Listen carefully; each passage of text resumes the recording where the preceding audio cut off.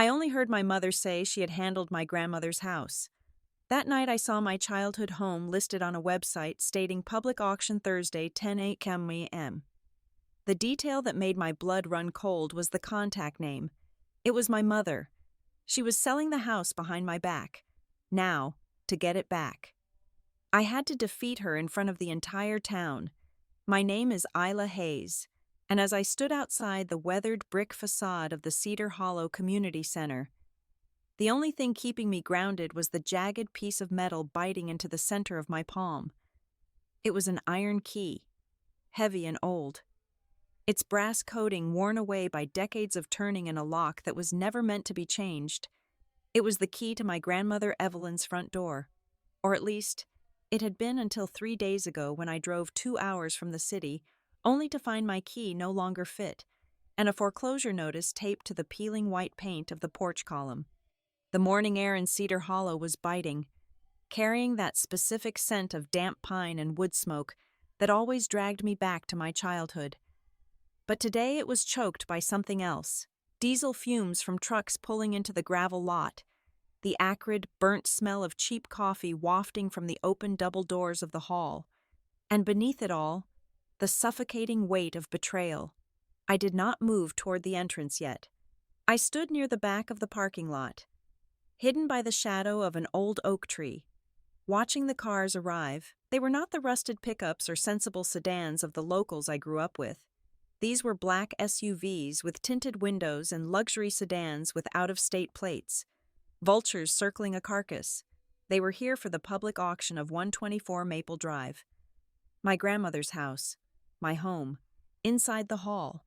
I could hear the murmur of the crowd building, a low hum of anticipation that made my stomach turn.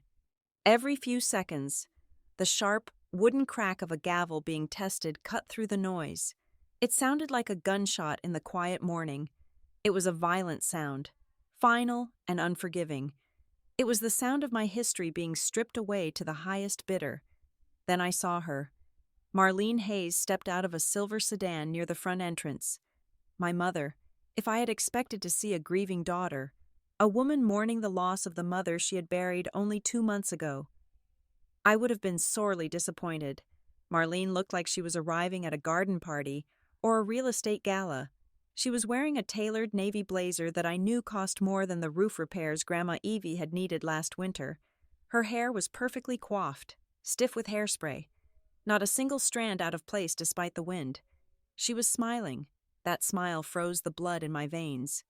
It was her social smile, the one she used when she wanted to charm the church deacons or convince a neighbor that everything was perfectly fine while our world was crumbling behind closed doors.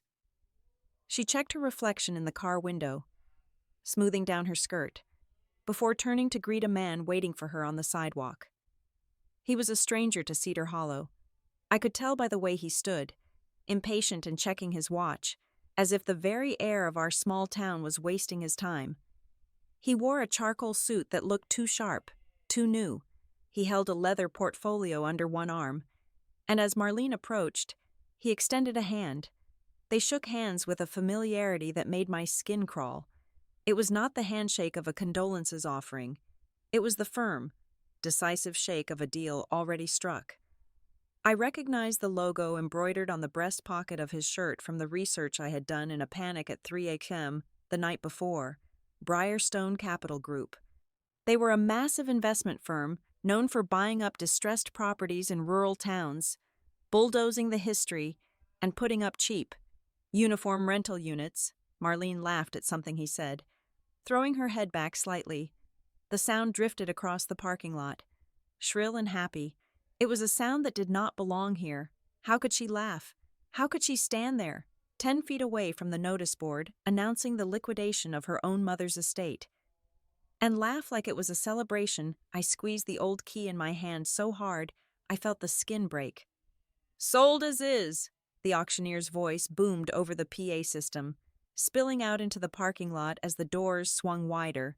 The winning bidder assumes all liens, encumbrances, and legal risks associated with the title. No warranties expressed or implied. The words hit me like physical blows. All legal risks. Marlene was not just selling the house for the money, she was washing her hands of something. She was dumping a problem onto someone else before the truth could catch up to her. That was Marlene's specialty. She never fixed messes. She just moved them out of her sightline. My mind flashed back to the last time I sat in that kitchen on Maple Drive. It was 6 months ago. Grandma Evie was frail, her hands trembling as she tried to knead dough. Flour dusting the worn floral apron she had worn since I was 5. The kitchen smelled of yeast and cinnamon and the old wood of the cabinets. It was the only place in the world where I felt safe. "Isla," she had whispered, stopping to rest her hand on mine. Her skin felt like dry paper. "If anything happens to me, you keep this house. You hear me? Don't let it fall to people who don't understand it. Your mother. Marlene sees dollar signs where I see memories. She will sell every board and nail if she thinks it will buy her a ticket to a better life. I won't let her," I had promised. It was a solemn vow, whispered over rising dough and the hum of the refrigerator. "It is not just about the house, honey," Grandma had added, her eyes suddenly sharp, lucid in a way that frightened me. "It is about what is inside. There are things she cannot be allowed to find, things she cannot be allowed to bury." I had not understood her then. I thought she was talking about sentimental trinkets, old photos, maybe a stash of cash in the mattress. But standing here now, watching Marlene conspire with the suit from Briarstone, I realized the stakes were much higher. Grandma Evie knew this day would come. She knew Marlene would betray us. My phone buzzed in my pocket, snapping me out of the memory. I pulled it out, expecting a message from my lawyer, Dana, or maybe my friend Tessa, who was already inside scouting the room. It was a number I did not recognize. Area code 555, local to the next county over, but not a number I had saved. I swiped the screen to unlock it. The message was short, brutal, and terrifying. "Do not trust your mother. You are being led." I stared at the screen, my breath catching in my throat. Who was this? How did they know I was here? How did they know about the war brewing between me and Marlene? "You are being led." The phrasing was specific. It implied a trap. It implied that what I was seeing, the auction, the suit, the public notice, was just the surface of a much deeper, darker game. I looked up at Marlene again. She was ushering the Briarstone man inside, her hand lightly touching his elbow. She looked like the queen of the manor, benevolent and gracious. If I walked away now, she would win. The house would be gone by noon. Briarstone would raise it by next week. Whatever Grandma wanted me to protect would be lost in a landfill. Fear, cold and sharp, spiked in my chest. I wanted to run. I wanted to get in my car, drive back to the city, and pretend none of this was happening. That was the old Isla. The Isla who spent her childhood making herself small so she wouldn't trigger Marlene's temper. The Isla who learned to apologize for taking up space. But that Isla did not have the key in her hand. That Isla did not have the weight of a deathbed promise on her shoulders. I shoved the phone back into my pocket. I took a deep breath, inhaling the exhaust and the stale coffee, and let the anger replace the fear. Anger was good. Anger was fuel. Marlene thought she was the smart one. She thought she was the only one who knew how to play the game of appearances. She thought I was just her soft-hearted daughter who would cry in the corner while the adults did business. She was wrong. I adjusted my coat, squared my shoulders, and stepped out from the shadow of the oak tree. The gravel crunched loudly under my boots, a rhythmic, purposeful sound. I walked straight toward the double doors. As I entered the hall, the sensory overload hit me. The fluorescent lights were humming loudly overhead, casting a sickly yellow pallor over the room. The air was hot and stuffy, smelling of damp wool and body odor. Rows of folding metal chairs were filled with people. I saw neighbors who had known me since I was a toddler, looking down at their laps, ashamed to be witnessing the dismemberment of the Hayes legacy. I saw real estate sharks from the city, tapping on their tablets, calculating margins, and at the front, near the podium, stood Marlene. She turned as I walked down the center aisle.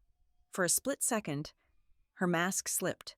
Her eyes widened, her mouth twitching in a spasm of genuine shock. She had not expected me. She thought I was safe in the city, buried under work, ignorant of the fact that she had expedited the legal process to sell the house before the probate period was even officially over. But the shock lasted only a heartbeat. She recovered instantly, the smile plastering back onto her face, though it did not reach her eyes. Her eyes were cold, hard flints of gray. She gave me a tiny, dismissive nod, as if I were a late-arriving guest who had forgotten the dress code. Then she turned her back on me to whisper something to the Briarstone man. I did not stop. I did not look at her. I did not scream or make a scene. That was what she wanted. She wanted me to be the hysterical daughter so she could be the long-suffering mother who had to make the hard decisions. I walked past the rows of whispering neighbors. I walked past the table where the auction clerk was organizing files. I walked straight to the front row, directly across from where Marlene was standing. I sat down. The metal chair was cold against my back. I crossed my legs and placed my bag on my lap. I could feel Marlene's gaze burning into the side of my face, but I kept my eyes fixed on the auctioneer. A large man with a red face and a monotone voice who was reading through the terms of sale. Property located at 124 Maple Drive, he droned. To be sold to the highest bidder, cash or certified funds only. My heart was hammering against my ribs like a trapped bird, but my hands were steady. I reached into my bag and pulled out a thick, manila envelope. It was not a checkbook. It was not a plea for mercy. It was a file containing every inconsistency I had found in the last 48 hours. The timeline of the power of attorney. The doctor's notes about Grandma's mental state on the day the papers were supposedly signed. The text messages. I laid the envelope on my lap, ensuring the bold black lettering on the front was visible. It didn't have a title, just a date. The date Marlene claimed Grandma signed the house over to her. The date Grandma was in a medically induced coma. I saw Marlene's eyes flick down to the envelope. I saw her stiffen. The Briarstone man noticed her tension and leaned in. But she waved him off, her composure cracking just a fraction. She thought this was going to be a simple transaction. She thought she could erase the past and cash out the future in one morning. She wanted a public spectacle. She wanted to do this in the light of day where everyone could see fine. I ran my thumb over the edge of the envelope. Marlene wants everything to be public. She wants the attention.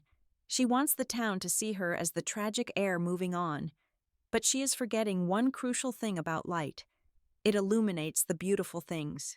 Yes, but it also exposes the rot that has been festering in the dark. I looked up, meeting the auctioneer's gaze. Ready for the first number to be called. Mom wants public good, but she is not going to like what gets dragged out into the light. Sitting in that sterile auction hall, surrounded by the murmur of strangers calculating the value of my history, my mind drifted away from the cold metal chair and the smell of stale coffee. It traveled back to the place that was actually at stake, to understand why I was sitting here, clutching a dossier of legal threats like a lifeline. You have to understand who Evelyn Hayes was, and more importantly, you have to understand that 124 Maple Drive was never just a house, it was a person. I am 35 years old. In my life in the city, 2 hours away from Cedar Hollow, I am a different person. I am a senior project manager at North Point Strategy and Ops. My days are defined by deliverables, quarterly targets, and managing client expectations. I am good at it. I am efficient. I live in a modern apartment with sleek lines and gray furniture where nothing creaks and nothing smells like vanilla and old paper. But that person, the competent professional who wears tailored suits and drinks espresso, is just a costume I put on. The real Isla Hayes belongs to the creaky front porch of a Victorian farmhouse with a giant magnolia tree standing guard in the front yard. That tree was the first thing I saw every time I came home. Its roots were so deep they threatened the foundation, a fact my mother, Marlene, complained about incessantly, but Grandma Evie loved it. She said it was the lungs of the property. Grandma Evie raised me. That is the simple truth that Marlene hates to hear spoken aloud. My mother was always present, technically, but she was a satellite orbiting our lives, pulled away by her career ambitions, her social circles. and her endless quest for something better than a small town could offer. It was Evie who bandaged my scraped knees. It was Evie who taught me how to read, by tracing the letters in her old cookbooks. The house was a living museum of that love. Every corner of that house held a piece of her. The third step on the main staircase had a high-pitched groan when you stepped on it, a sound that acted as a primitive alarm system when I tried to sneak out as a teenager.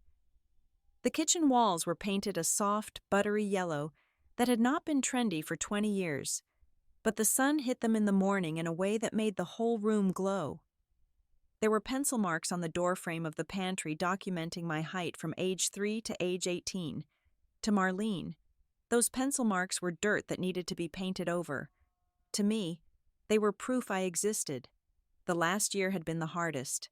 Grandma Evie started to fade. It was not a sudden crash, but a slow, heartbreaking erosion. I spent every weekend on the highway, driving the 100 miles back to Cedar Hollow.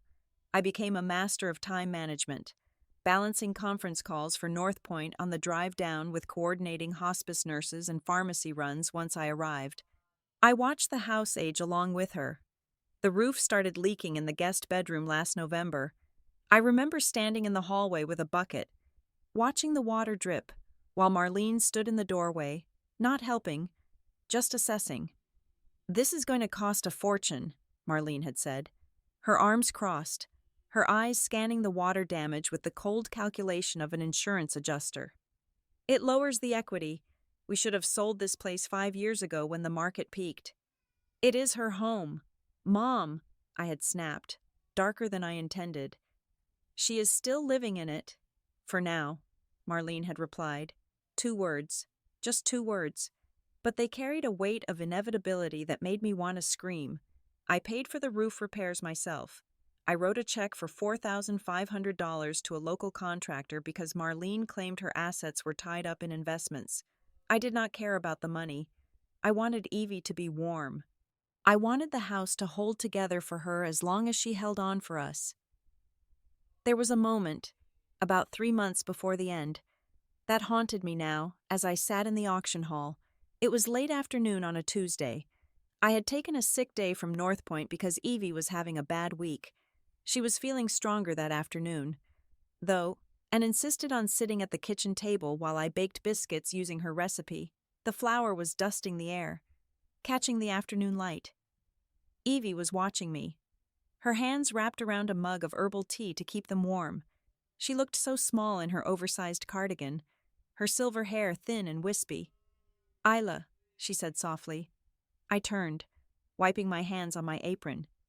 "Do you need more tea, Grandma?" She shook her head.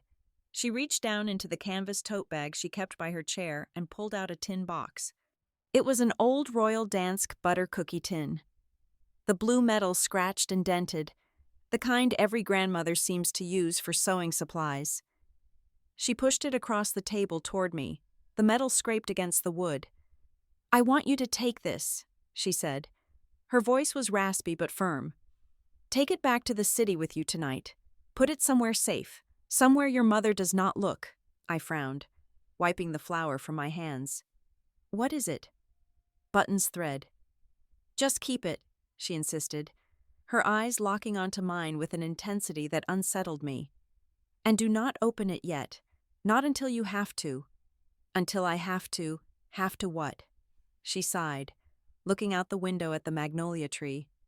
"Marlene is my daughter, and I love her, but she has a hunger in her. Isla, she sees things differently than we do. She will sell everything if she thinks it is profitable. She would sell the memories if she could find a buyer." I laughed nervously, trying to lighten the mood.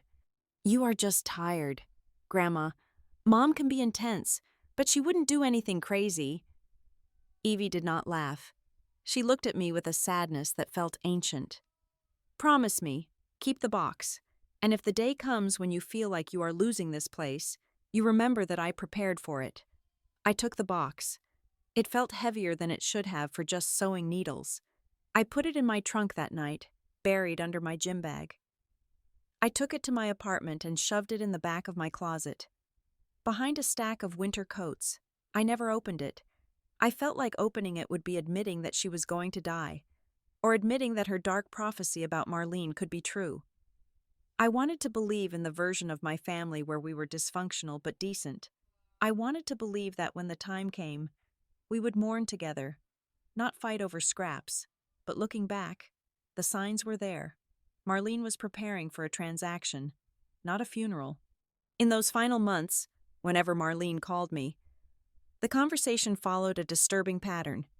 She would start with a perfunctory inquiry about my job, and then pivot immediately to legalities. "Did you take Evie to the lawyer's office today?"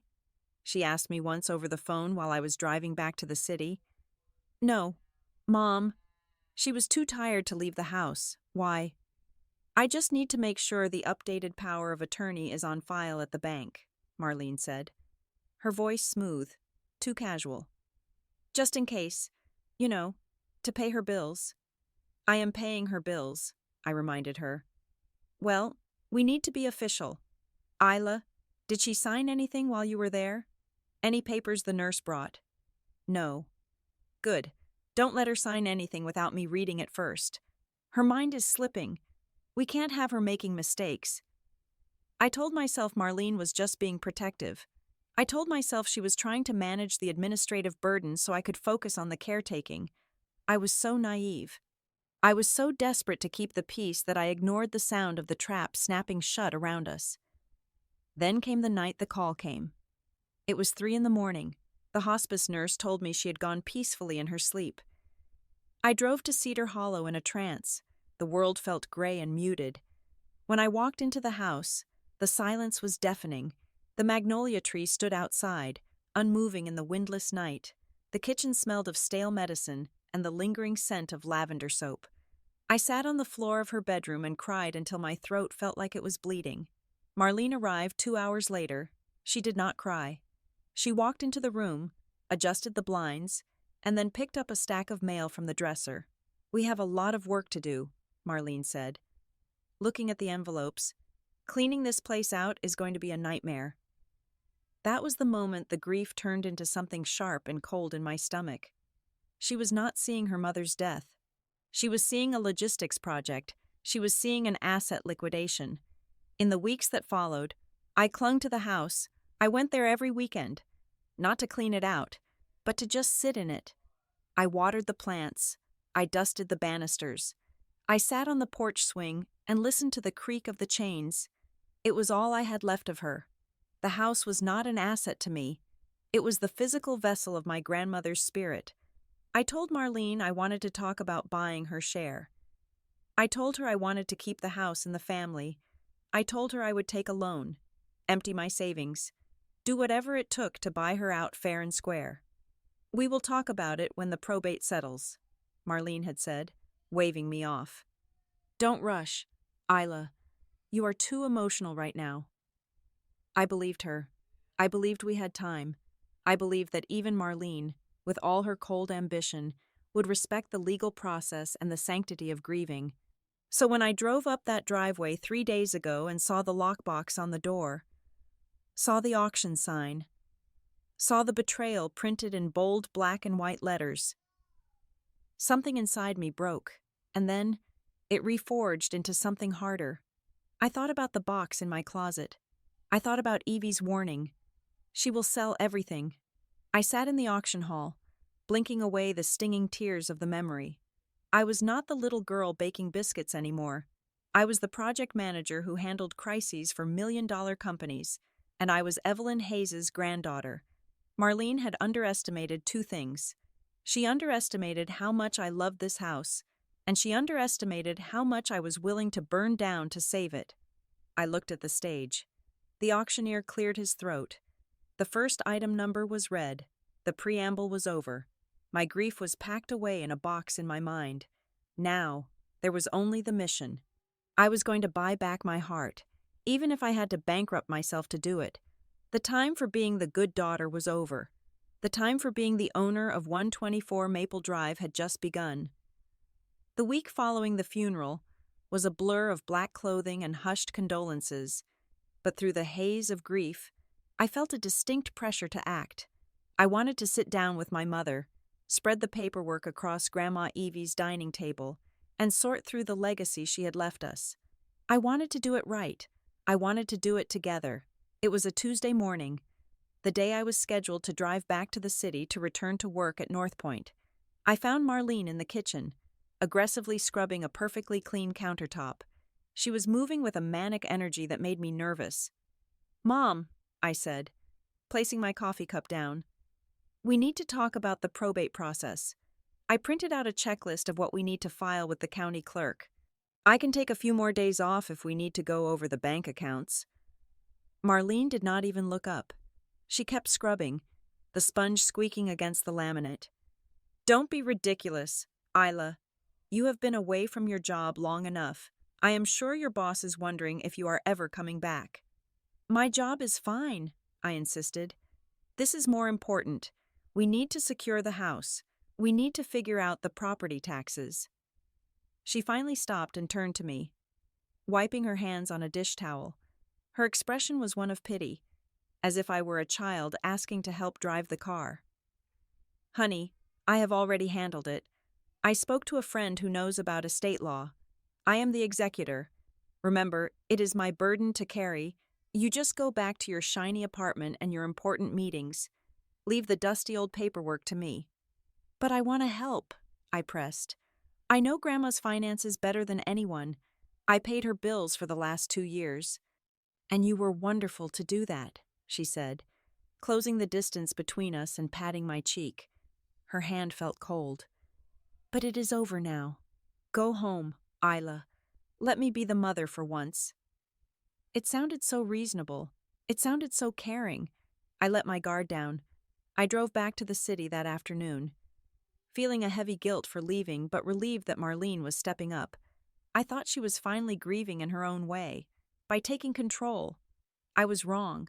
She was not taking control of the grief. She was taking control of the assets. 2 weeks passed. I called Marlene every other day.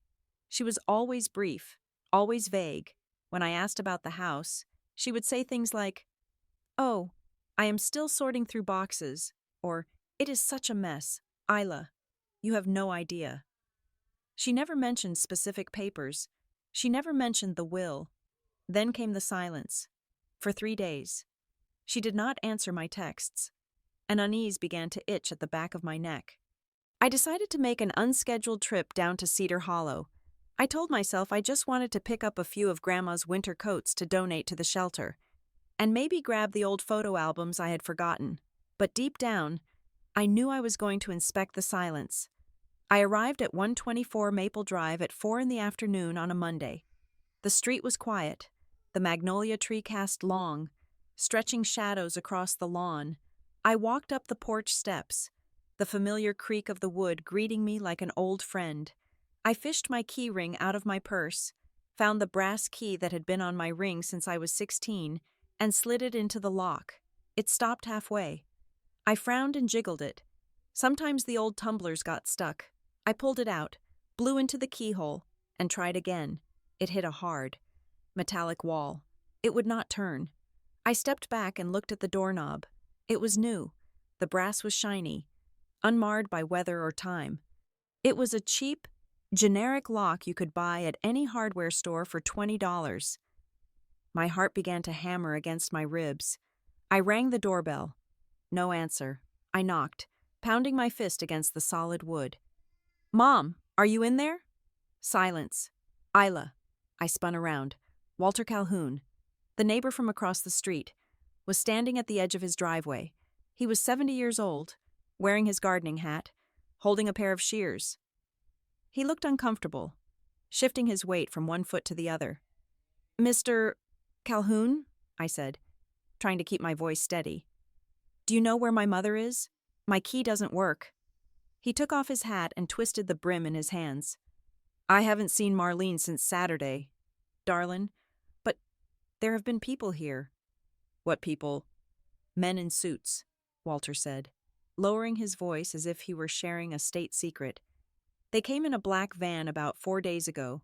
They were walking all over the property, measuring things, taking pictures of the roof, the foundation. One of them put a sticker on the front window. But your mother came by later that evening and scraped it off. Measuring, I repeated. The word tasted like ash. Why would they be measuring? I don't know, Walter said, looking down at his boots. But it looked like an appraisal.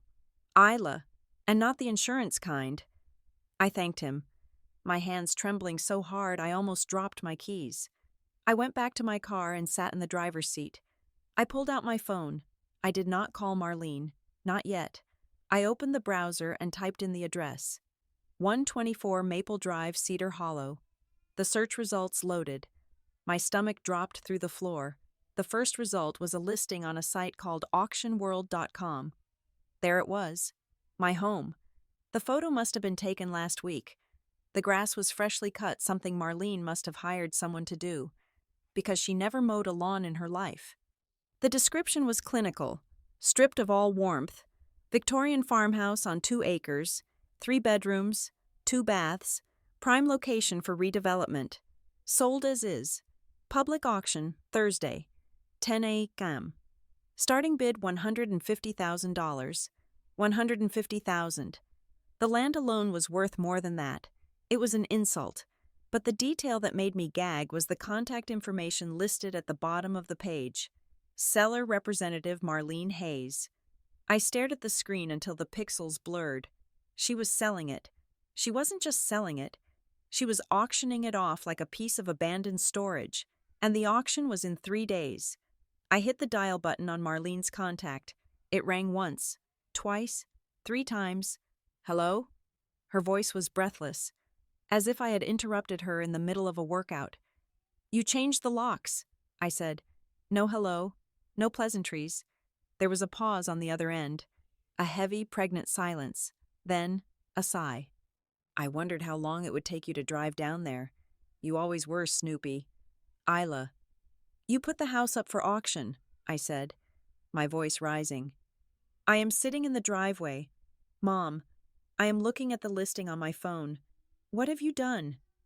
I did what had to be done, Marlene said, her tone shifting from defensive to patronizing. You don't understand the financial reality. Isla, your grandmother left us in a hole, a deep hole. That is a lie, I snapped. I saw her bank statements. She had a pension.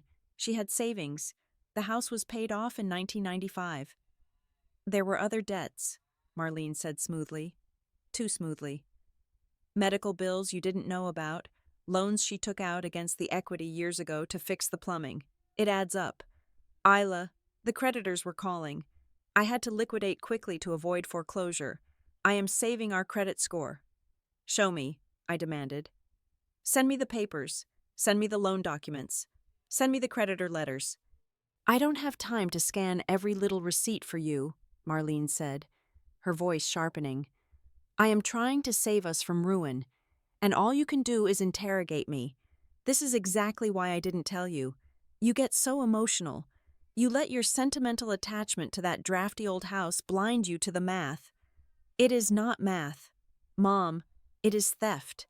You are selling it 3 days from now. Why an auction? Why not list it with a realtor? Why the rush? Auctions are faster. Cash buyers. Clean break. A clean break for who? I yelled, finally losing my composure. For you, so you can take the cash and run before anyone realizes what you did. How dare you? Marlene hissed. I spent the last 2 months cleaning up her mess. If you had been here more, if you had cared for her properly instead of throwing money at the roof and running back to your city life, maybe you would know what was actually going on. But no, you just wanted to be the favorite granddaughter on the weekends. The accusation hit its mark. It was designed to hurt, to make me doubt my own devotion. For a second, I faltered. Had I missed something? Had Grandma hidden debts from me? I am going to stop this, I said, my voice dropping to a whisper. I will call a lawyer. I will get an injunction. You can try, Marlene laughed, a dry, humorless sound. But the papers are signed. I have power of attorney, and as the executor, I have full discretion. It is done. Isla, don't embarrass yourself by making a scene. Just let it go. She hung up. I sat there in the silence of the car. the phone warm against my ear. I felt sick, physically sick, but beneath the nausea, the anger was solidifying into something cold and hard. I got out of the car. I needed to think. I walked around to the back of the house. The kitchen window was dark. I tried to peer inside, but the blinds were drawn tight. I walked to the end of the driveway where the large metal mailbox stood on a wooden post. I knew Marlene rarely checked it. She hated walking down the driveway. I opened the metal flap. It was stuffed full. Junk mail, flyers for pizza, and a few envelopes that looked official. I pulled them out, shuffling through them with shaking hands. There was a letter from a law firm in the county seat, addressed to Ms. Isla Hayes. To me, the postmark was from 3 weeks ago. Marlene had checked the mail, seen it, and shoved it back in, hoping it would get lost in the clutter, or maybe she just didn't care enough to destroy it. I ripped it open. Dear Ms. Hayes, per the request of the late Evelyn Hayes, we are attempting to contact you regarding the codicil to her last will and testament. My breath caught. A codicil. An amendment. Marlene had never mentioned a codicil. She said there was just the standard will leaving everything to her as the only child. I dug deeper into the pile of mail. There was another envelope, this one already opened. It was a notification from the county clerk's office regarding the filing of a durable power of attorney. I pulled out the document inside. It was a photocopy. It stated that Evelyn Hayes had granted Marlene Hayes full power over her real estate and financial assets. I scanned the document, looking for the date. Signed on the 15th of November. I froze. The 15th of November. I closed my eyes, replaying the calendar in my head. November 15th. That was the week Grandma had pneumonia. That was the week she was in the intensive care unit at Cedar Hollow General. I remembered that week vividly. I had driven down on a Tuesday night. Grandma was drifting in and out of consciousness. Her hands were swollen from the IV lines. She could barely hold a spoon, let alone a pen. I looked at the signature at the bottom of the page. Evelyn Hayes. The letters were looped and flowing. The E was bold. The Y had a flourish at the end. It was a beautiful signature. It was also completely impossible. By November, Grandma's arthritis had gnarled her hands into claws. Her writing had become a shaky, jagged scrawl, barely legible. I had seen her sign a birthday card for me in October, and it had taken her 5 minutes to write her name. It looked like a seismograph reading during an earthquake. This signature on the power of attorney was smooth. It was confident. It looked exactly like her signature from 10 years ago. Or, it looked like someone practicing her signature from 10 years ago. I stared at the paper, the realization crashing over me like a tidal wave. Marlene didn't just bully Grandma into selling. She didn't just leverage debts. She forged it. She waited until her mother was dying, physically incapable of stopping her, and she created a lie on paper to steal the house. And she did it because she knew if she waited for the will to be read, for that codicil mentioned in the lawyer's letter to come to light, she might not get what she wanted. I looked back at the house, at the dark windows. Marlene was right about one thing. It was done. But she was wrong about me letting it go. I took the letter addressed to me and the forged power of attorney notice and shoved them into my purse. I wasn't just sad anymore. I was armed. I got back into my car and started the engine. I had 3 days until Thursday. 3 days to turn this evidence into a weapon. Marlene wanted a public auction. She wanted to stand in front of the town and play the grieving daughter. I would be there, and I would bring the truth with me. I drove straight to Main Street, my tires humming against the asphalt, carrying a fury that felt too big for the small interior of my sedan. I needed answers, and I knew I would not get them from Marlene. She had built a fortress of lies, and I needed a battering ram. I pulled up in front of a narrow brick building sandwiched between the post office and the bakery. The gold stenciling on the window was peeling slightly. Dana Whitaker, attorney at law. Dana had been a fixture in Cedar Hollow for 30 years. She had handled my grandfather's estate, my grandmother's taxes, and half the divorces in the county. She was sharp, cynical, and immune to the polite fictions that held our town together. The bell above the door chimed as I entered. The office smelled of dust, vanilla air freshener, and the heavy musk of old legal files. Dana was behind her desk, buried under a mountain of paperwork. She looked up, pushing her reading glasses down her nose. "Isla," she said, her voice gravelly and warm, "I heard you were back in town. I was hoping it was for a social call, but your face tells me otherwise."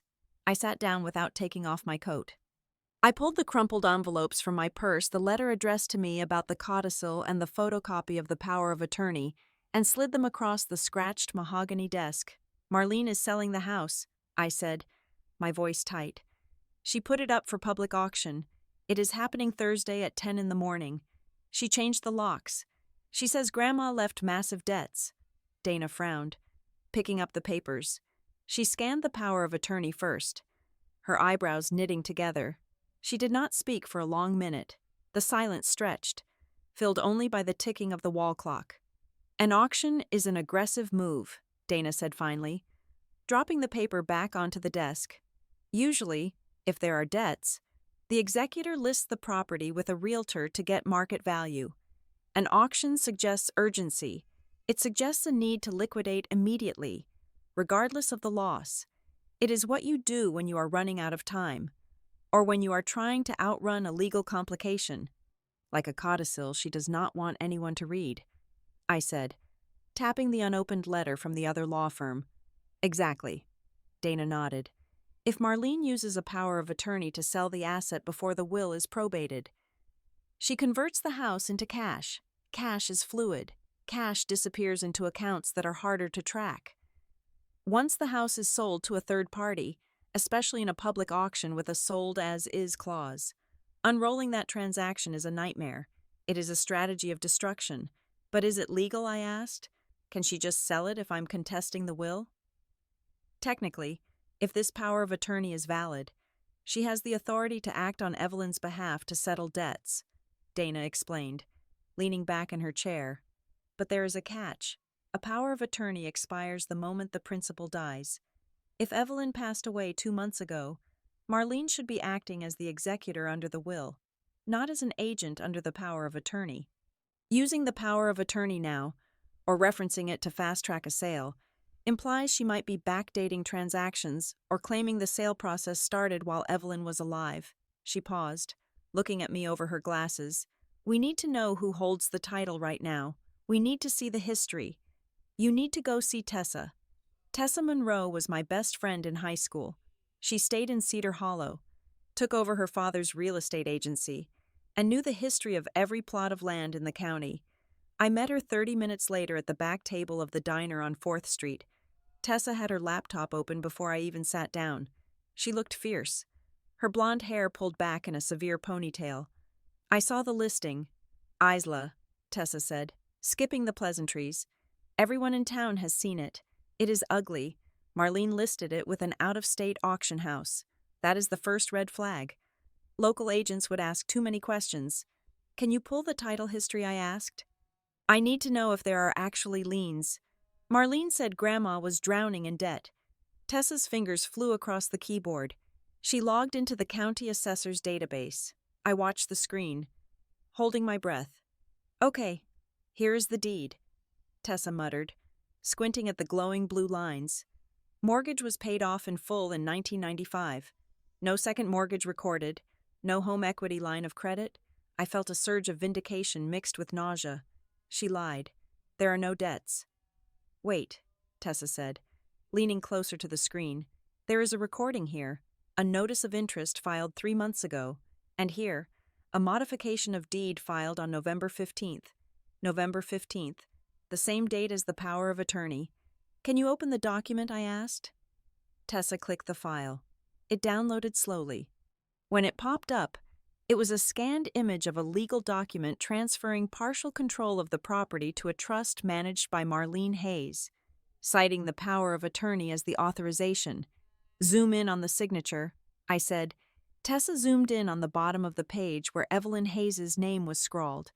I pulled the birthday card I had saved from my purse, the one Grandma had sent me in October, a month before this document was allegedly signed. I placed the card next to the screen, on the birthday card. The signature was frail, spiderweb thin, and trailed off at the end, the S in haze barely visible. It was the writing of a woman whose hands were swollen with arthritis and whose strength was failing. On the screen, the signature on the legal document was different. It was shaky, yes, but it was the wrong kind of shaky. The lines were thick and heavy, as if the person holding the pen was pressing down with immense force to create friction. The tremor in the lines was rhythmic, jagged in a way that looked calculated. It looked like someone young and strong trying to draw a line that looked like it was made by someone old and weak. It lacked the natural flow of muscle memory. It was a drawing of a signature, not a signature. Dana was right, I whispered, staring at the screen. She forged it, and she did a bad job. She tried to make it look like Grandma was struggling, but she overdid it. Tessa looked at me, her eyes wide. Isla. If she used a forged document to transfer the title into a trust before Evie died, she bypassed the will entirely. The house doesn't even go through probate. It belongs to the trust. That is why she can sell it so fast. She stole the house before Grandma was even cold. There is more, Tessa said, clicking back to the main search window. Look who has been querying the property tax records. She pointed to a log of access requests. One name appeared 3 times in the last month. Briarstone Capital Group. I froze. That was the company the man in the suit represented. The man I saw shaking Marlene's hand. They are sharks. Isla, Tessa said, her voice low. Briarstone buys up distressed properties in rural areas. They target families in chaos. They buy the debt or the property for pennies on the dollar, flip it, or turn it into high-density rentals. They have done this in 3 other towns in the county. They don't just buy houses, they buy silence. They usually have a deal in place before the auction even starts. My phone buzzed on the table. It was a text message from a number I didn't recognize. I picked it up, expecting another threat. Instead, it was a screenshot. It was an image of an internal email from the auction company. The text below it read, I used to work for the auction house. I quit yesterday because I couldn't stomach this. Your mother requested a waiver of the structural disclosure forms. She told them to block any pre-auction inspections. She is hiding something inside the house that she doesn't want the buyers to see, or maybe she just wants it sold before you can get a court order. I showed the phone to Tessa. A waiver of disclosure, Tessa gasped. That is illegal if there are known defects, but if she sells it as is and the buyer agrees to waive it, the buyer is Briarstone, I said, the pieces clicking together in my mind like the tumblers of a lock. Marlene isn't just selling the house, she is laundering it. She hands it to Briarstone quick and dirty. They get a prime piece of land for cheap. She gets a payout that bypasses the estate accounts so she doesn't have to share it with me or pay Grandma's actual debts. And once Briarstone owns it, they bulldoze the evidence. I stood up, grabbing my coat. The feeling of helplessness was gone. It was replaced by a cold, tactical clarity. Where are you going? Tessa asked. To see Dana again. I said, I need to know how to stop an auction that is rigged from the inside. I walked out of the diner into the bright afternoon sun. Marlene thought she was clever. She thought she had covered her tracks with a fake tremor in a signature and a fast-talking auctioneer. But she had made one critical mistake. She thought I was just a grieving daughter looking for closure. She didn't realize that by trying to erase my grandmother, she had given me exactly what I needed to fight her. I wasn't just investigating a sale anymore. I was building a case. And come Thursday morning, I wouldn't just be a bidder, I would be the prosecutor. The reality of a public auction is not the drama of the bidding war itself. The true brutality lies in the math. As I sat in my car outside the diner, the adrenaline of the investigation faded, replaced by the cold, hard suffocation of financial necessity. To stop Marlene, I could not just wave a lawyer's letter in her face. Briarstone Capital Group would just outbid me or buy the debt. To truly win, to secure the house beyond any legal shadow. I had to buy it, and I had to buy it with cash. Auctions of this nature operate on a terrifyingly simple premise. You win, you pay. There is no 30-day escrow for mortgage underwriting. There are no contingencies for inspections. You need 10% of the purchase price the moment the hammer falls, and the remaining 90% within nearly 48 hours. If I failed to produce the funds, I would not only lose the house, but I would also forfeit my deposit and likely be sued for the difference in the final sale price. I did the mental calculation. The starting bid was $150,000, but with Briarstone involved, the price would climb. It could go to $200,000, maybe $250,000. I needed access to $250,000 in liquid funds in less than 3 days. I drove to Pinecrest Community Bank. It was the bank where my grandmother had kept her savings for 40 years. I knew the branch manager, Mr. Henderson. He had given me a lollipop every time I came in with Grandma when I was 6. I hoped that history counted for something. I sat in the leather chair across from his desk, trying to project the image of a successful project manager, not a desperate granddaughter. I need a bridge loan. Mr. Henderson, I said, sliding my financial statement across the desk. My credit score is 780. I have a steady income at North Point Strategy and Ops. I have a retirement account. I need to secure funds to bid on my grandmother's property on Thursday. Mr. Henderson looked at the paperwork, then at me. He looked tired.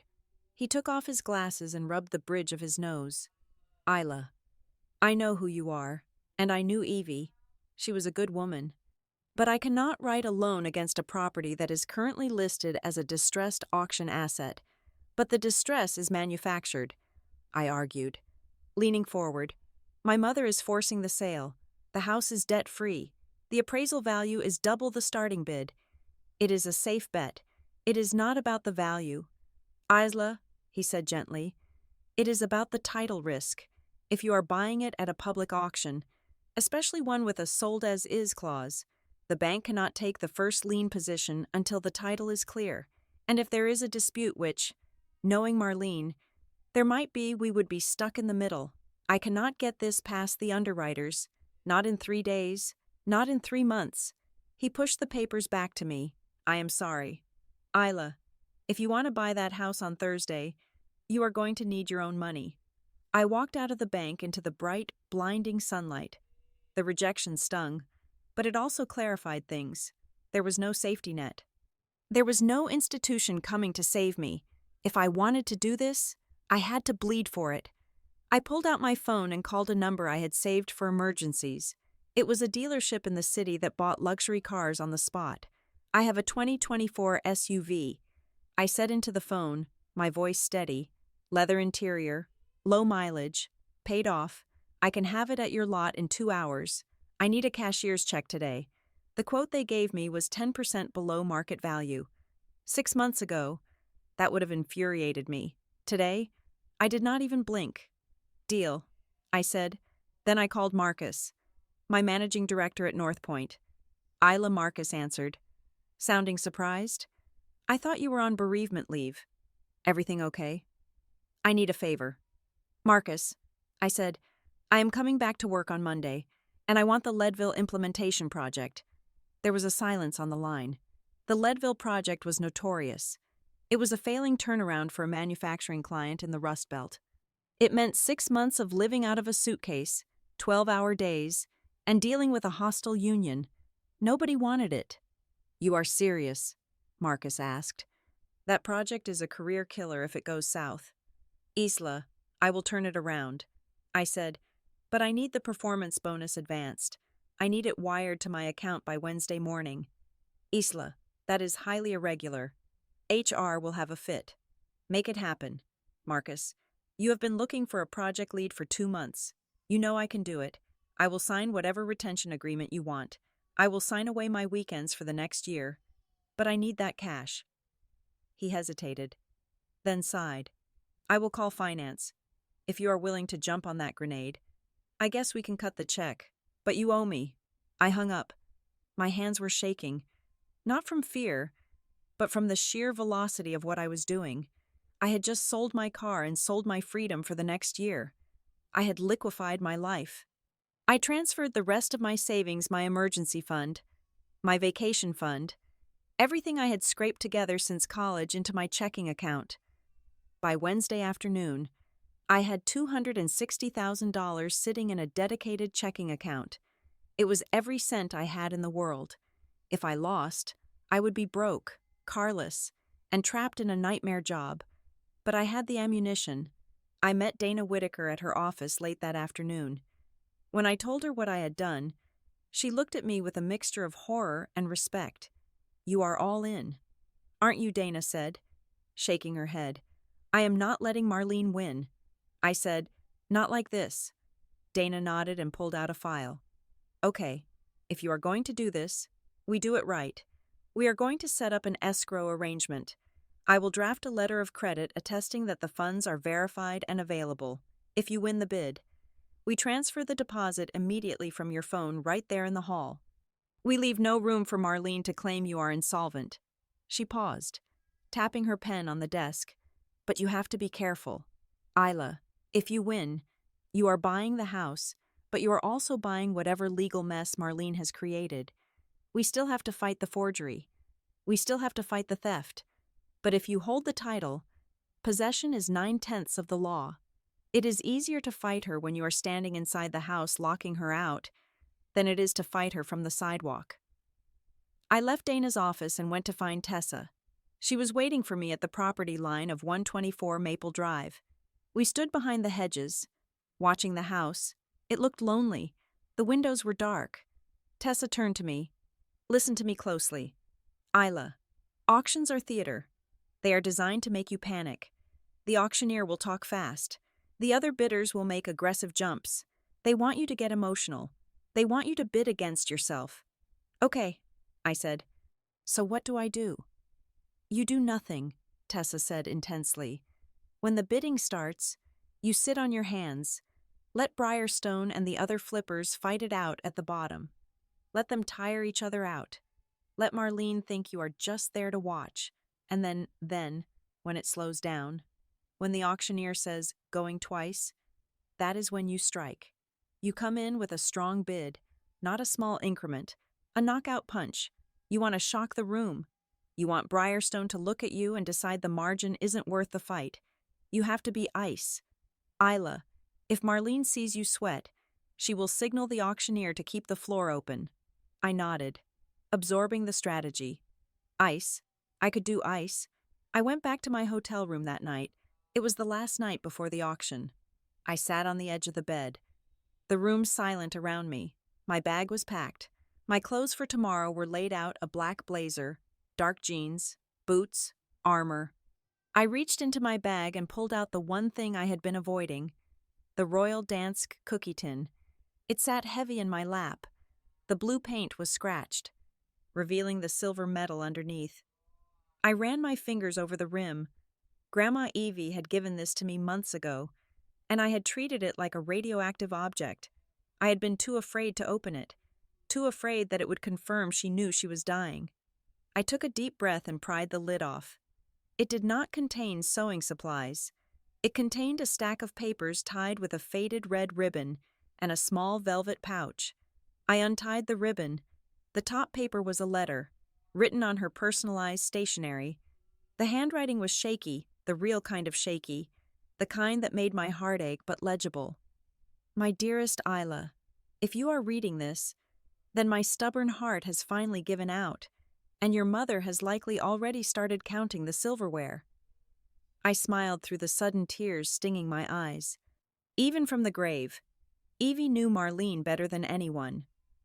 I love my daughter, but I know who she is. She has always felt that the world owed her something, and she sees this house as the payment she never received. I have tried to protect it. I have refused to sign the papers she brings me when she thinks I am sleeping, but I am tired. Isla, and I know that when I am gone, she will try to take it. I want you to have this house, not because of the value, but because you are the only one who knows that the loose floorboard in the hallway is where we hid our secret candy stash. You are the keeper of the stories. I have arranged something. I cannot tell you the details here, in case Marlene finds this box, but I have left a trail. If she tries to sell the house, if she tries to cut you out, do not despair. Look for the envelope I taped under the bottom drawer of the kitchen cabinet, the one where we keep the rolling pins. She never cooks, so she will never look there. Also, inside this box is a list. These are the things that are not just things. These are the pieces of our family soul. If she sells the house, you make sure these do not go with it. I picked up the second sheet of paper. It was a list, titled, Things Marlene Must Not Touch. 1. Your grandfather's war medals in the attic trunk. 2. The family Bible on the study shelf. 3. The quilt we made when you were 10. 4. The loose brick in the fireplace hearth. You know what is behind it. I wiped the tears from my cheeks. She had known. She had sat in that kitchen, watching Marlene circle like a shark, and she had planned for this.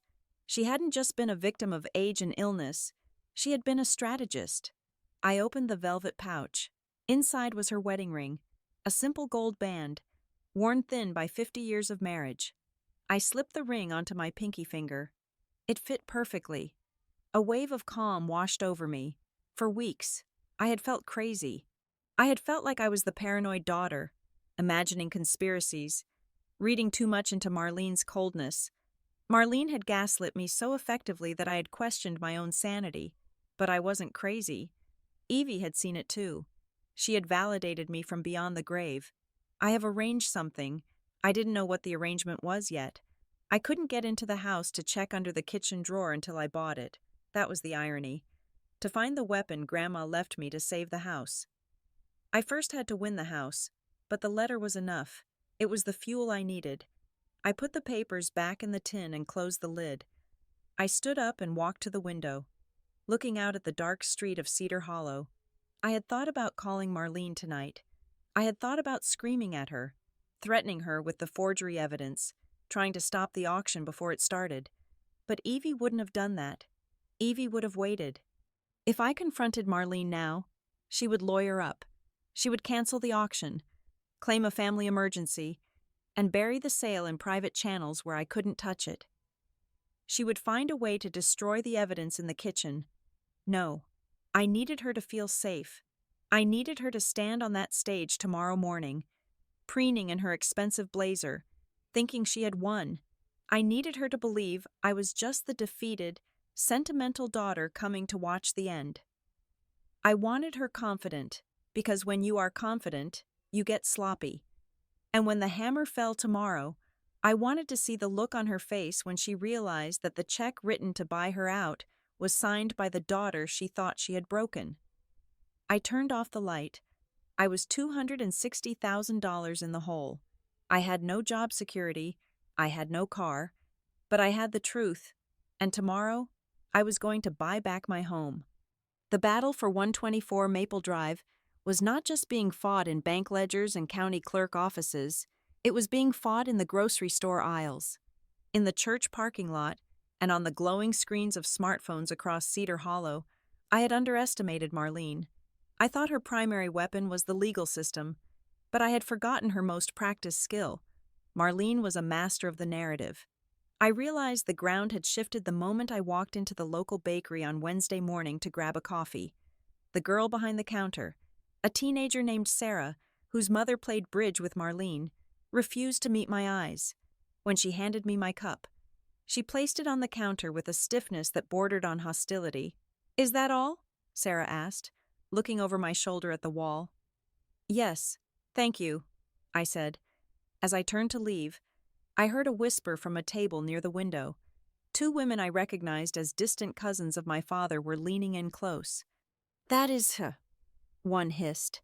"The one trying to sue her own mother while the grave is still fresh." "Greedy," the other muttered, shaking her head.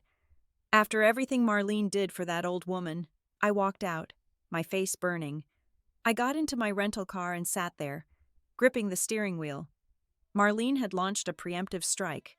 She knew I was sniffing around. She knew I was asking questions, so she had decided to poison the well before I could even draw water. I pulled out my phone and opened Facebook.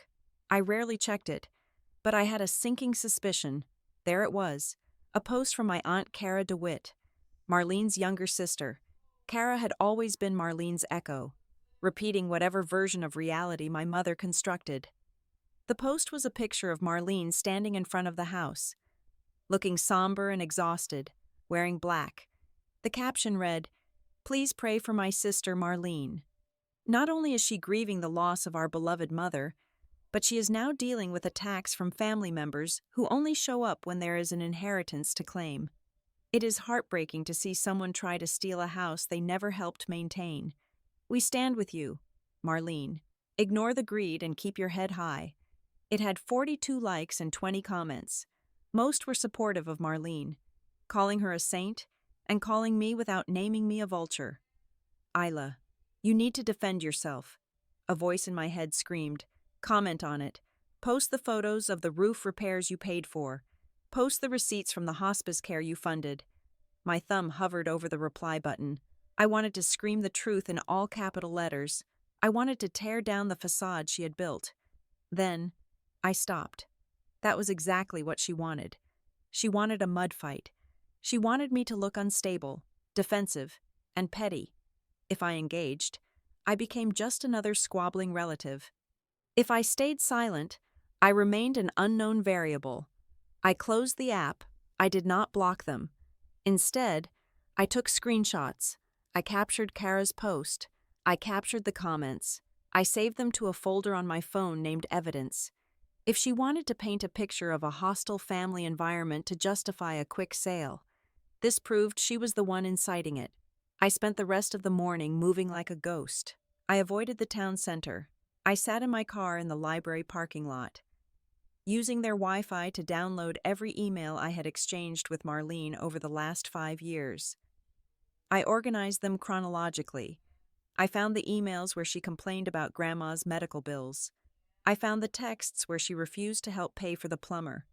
November 10th, 2025. Marlene. I am not putting another dime into that sinkhole. If Mother wants it fixed, she can sell her jewelry. I saved it. It contradicted her narrative that she had been the sole financier of the estate. At 1 o'clock, I received a text from an unknown number. Ms. Hayes, this is David Thorne from Briarstone Capital. I am in town. I think we can find a mutually beneficial solution before tomorrow. Can we meet? I stared at the screen. The sharks were circling. They knew I was a problem. They likely knew about the escrow account I had set up with Dana.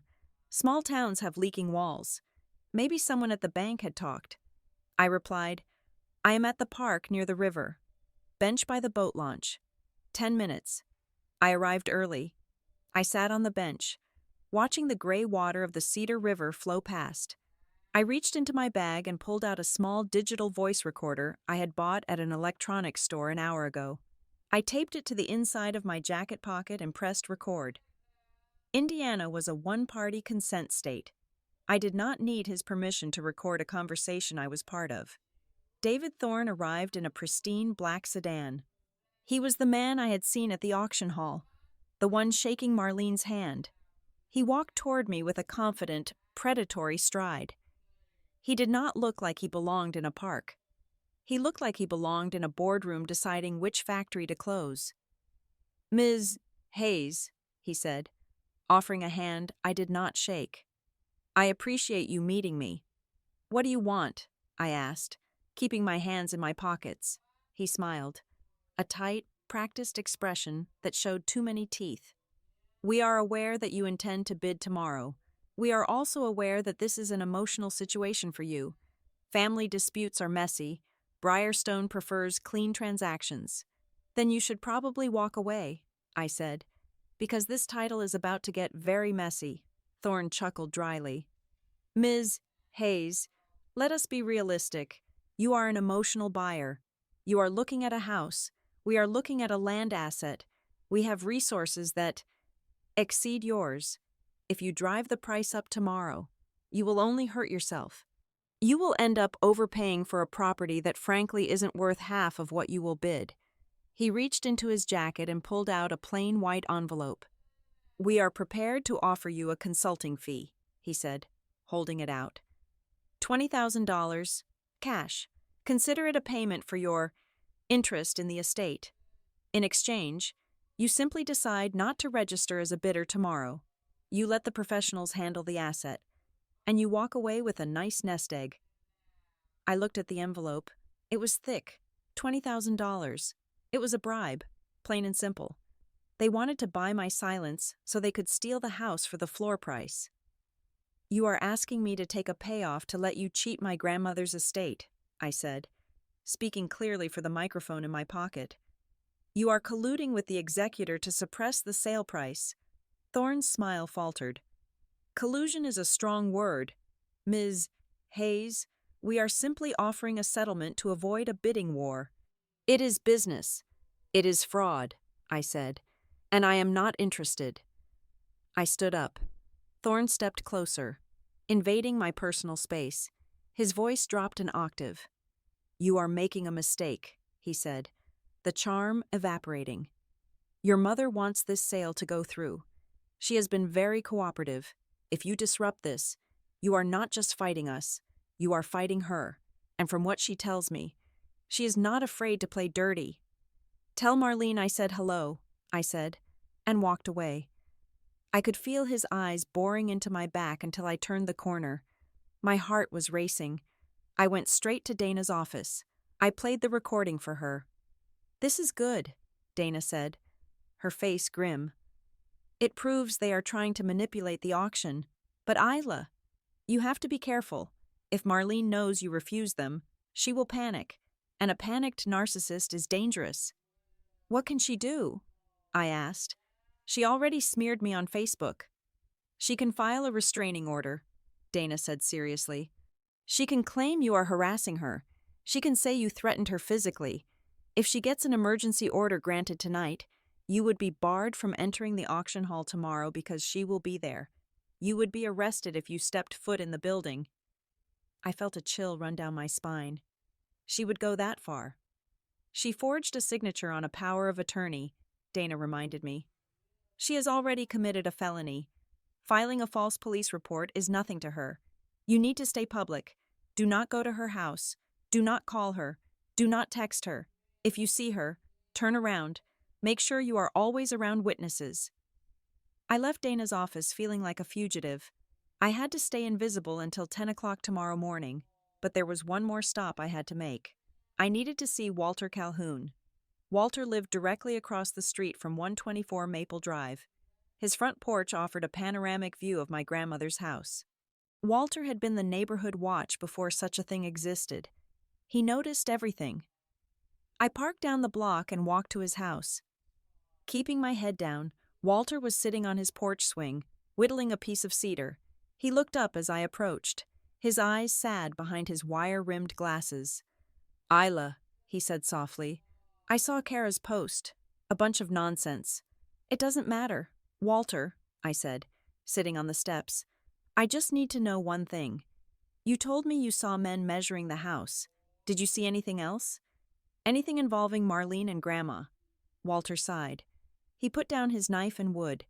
He reached into the breast pocket of his flannel shirt and pulled out a smartphone. It was an older model, clunky and thick. I took a picture, Walter said.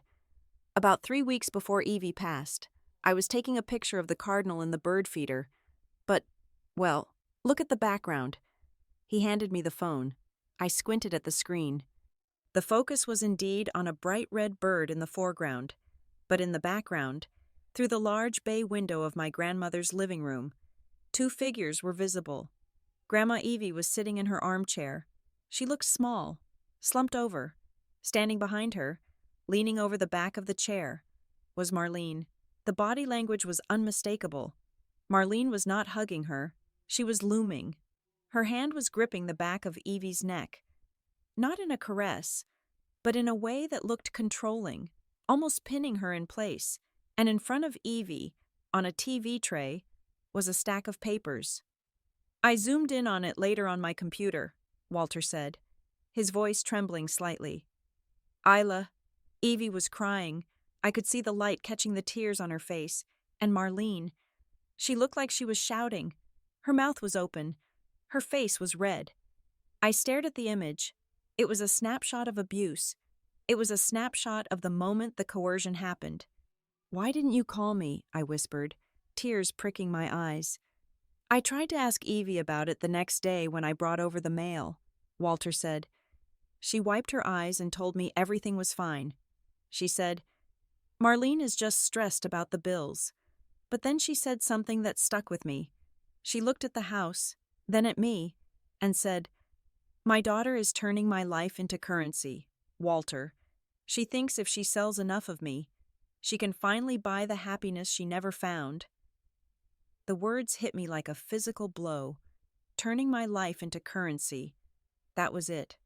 That was the key to understanding Marlene. For years, I thought Marlene was just greedy. I thought she wanted money to buy cars and clothes. But it was deeper than that. Marlene felt empty. She had always felt inadequate compared to her mother's warmth and reputation in the town. Evie was beloved. Marlene was tolerated. Evie was the heart of the home. Marlene was just the visitor. By selling the house, by dismantling the legacy, Marlene wasn't just getting cash. She was destroying the symbol of the woman she could never live up to. It was an act of erasure. She wanted to prove that she had the ultimate power, the power to liquidate the legend. She wanted to stand on that stage tomorrow and be the one holding the gavel, the one deciding the fate of the Hayes Empire. It was about control.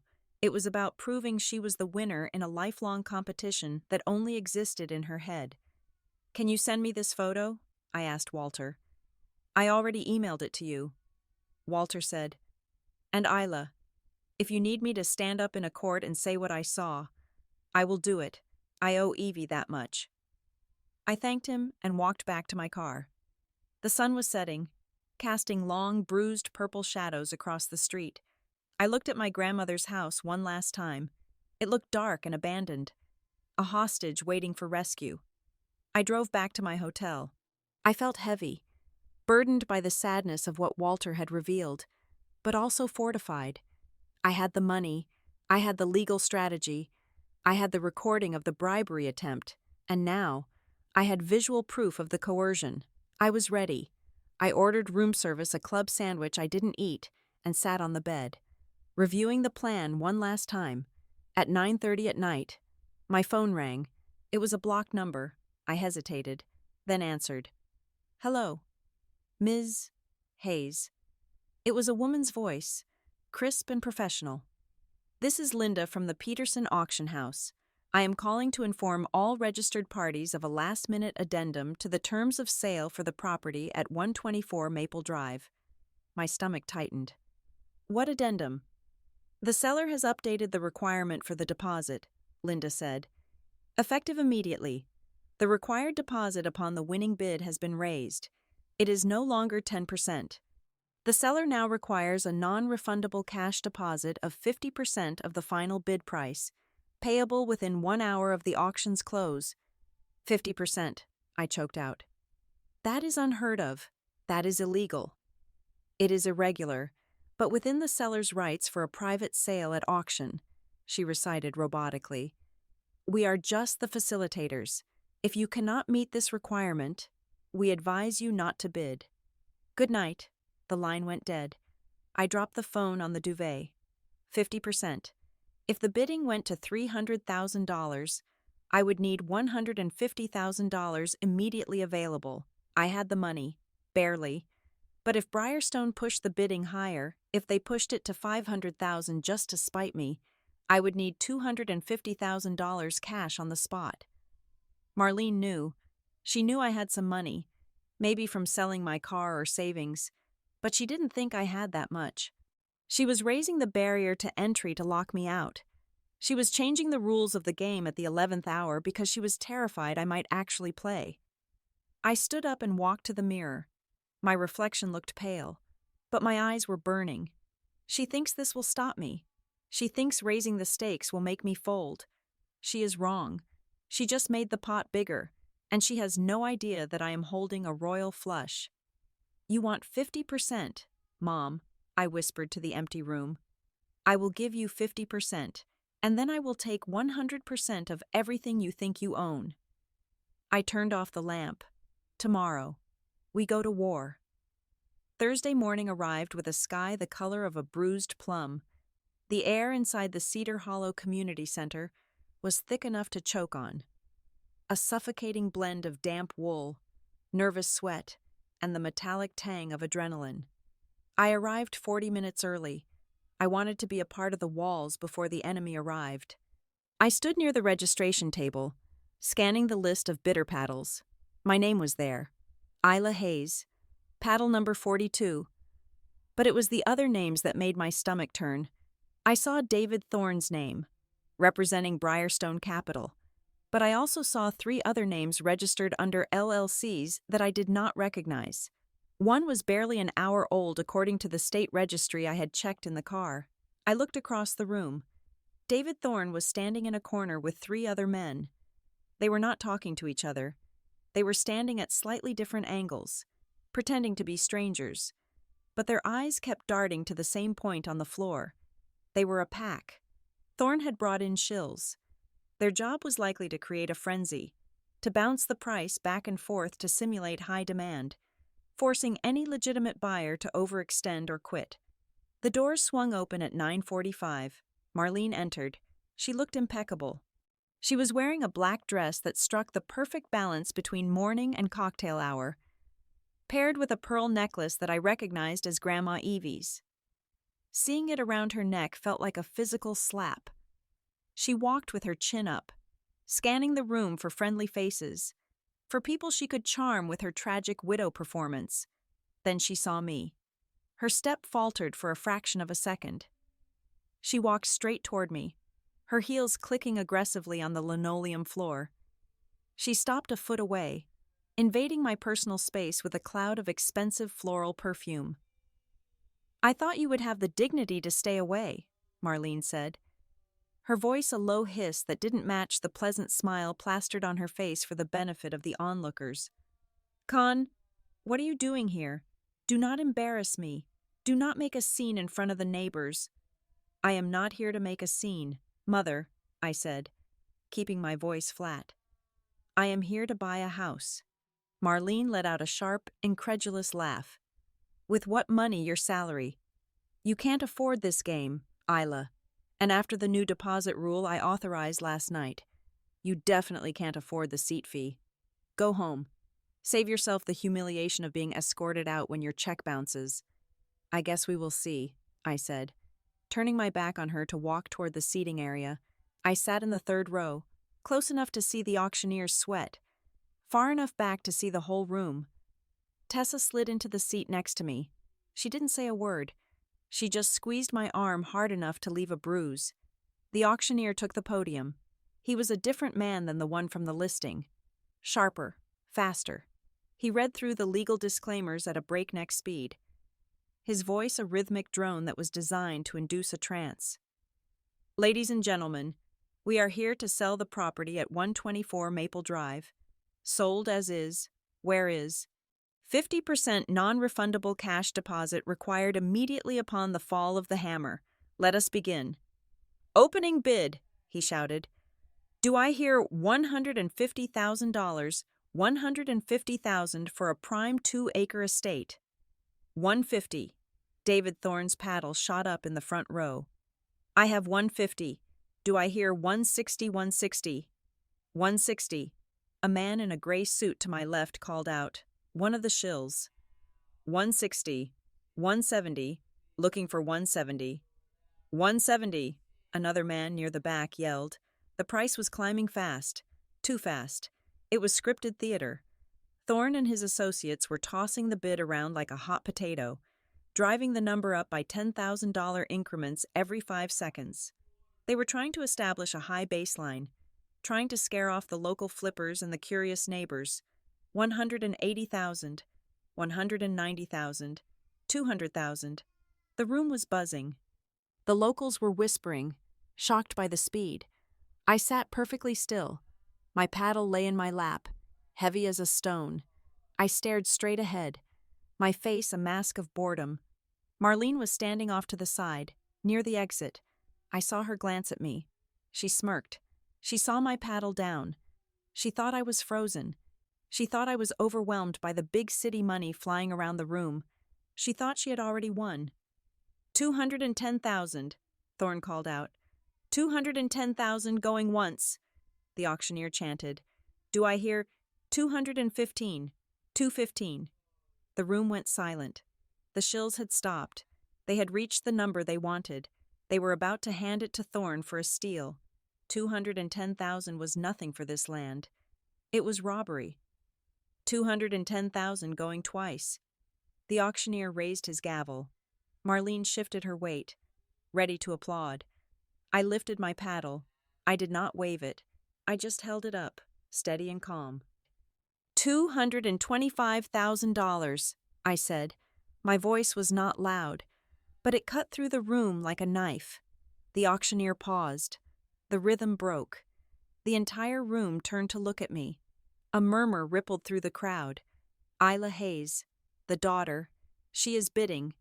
Marlene's smile vanished. Her face went pale, then blotchy red. She took a step forward as if she wanted to storm the floor, but stopped herself. Thorne turned in his seat. He glared at me. I met his eyes and didn't blink. I wanted him to know I wasn't playing. I have a new bidder at 225,000, the auctioneer yelled, finding his cadence again. Do I hear 235, 235, 250,000? Thorne barked, skipping the increment. A gasp went through the room. It was an aggression move.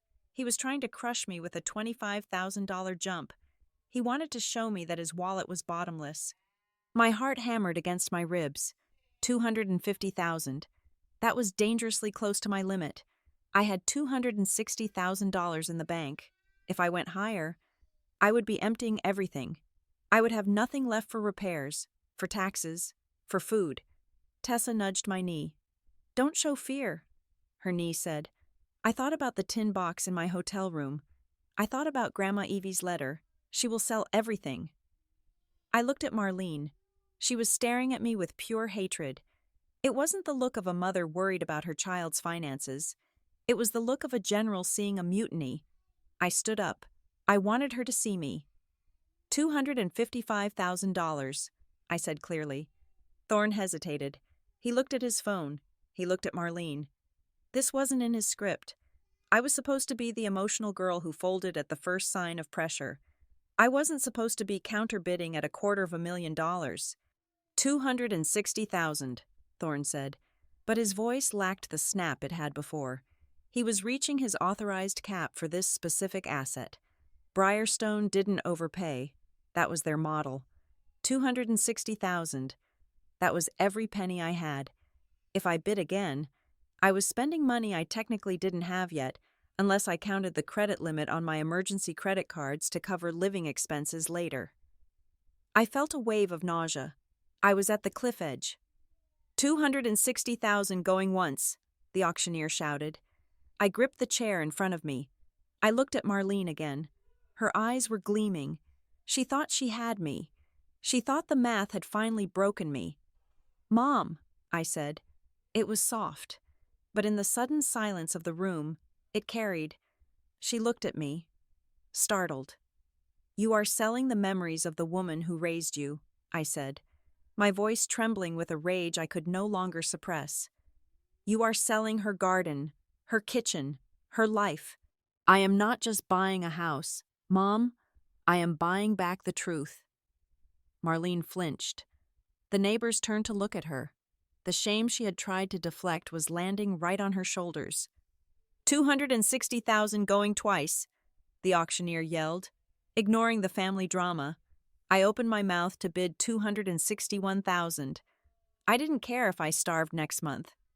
$270,000, a voice boomed from the back of the room. I froze. Thorne froze. The auctioneer froze. We all turned.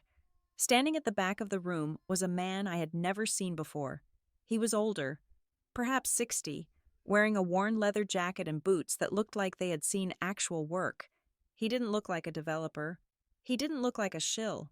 He looked like a farmer. I have 270,000 from the gentleman in the back, the auctioneer screamed. Delighted by the chaos, my mind raced. Who was this? Was this another Briarstone trick? I looked at Thorne. He looked genuinely confused. He was furiously typing on his phone. This wasn't his guy. I looked at Marlene. She looked horrified. She didn't want a stranger. She wanted Briarstone. Briarstone had the side deal with her. Briarstone was the one who would give her the kickback. If a random stranger bought it, she only got the auction price. And the under-the-table deal evaporated. The dynamic had shifted. It was no longer mother against daughter. It was the house against the world. 280,000, Thorne called out, his voice tight. 290,000. The farmer replied instantly. Thorne slammed his folder shut. He shook his head at the auctioneer. He was out. The margin was gone. Briarstone didn't buy into bidding wars with stubborn locals. Briarstone is out, the auctioneer announced. Current bid is $290,000 to the gentleman in the back. Do I hear 295 to 95? I sank into my chair. 290,000. It was over. I couldn't touch that. I didn't have the money. I felt tears prick my eyes. After all the fighting, after the forgery investigation, after selling my car, I was going to lose to a random farmer who just happened to want a Victorian house. Tessa leaned in close. Isla, look at him. I looked at the farmer. He was looking at me. He gave a nearly imperceptible nod. Then he looked at Marlene, and his expression hardened. $300,000, the farmer said, bidding against himself. Sir, you are the high bidder at 290, the auctioneer said, confused. I said 300,000, the man repeated. I want to make sure the seller gets every penny she deserves. He wasn't bidding for the house. He was driving the price up to squeeze Marlene Noem. That didn't make sense, unless... My phone buzzed. A text from Dana. Check your email. Now, I fumbled for my phone. I opened my email. There was a message from Dana labeled Urgent. Trust Fund Update. Isla. I found it. The codicil wasn't just a letter. Your grandmother set up a separate emergency trust years ago with the insurance money from your grandfather. It was dormant until her death.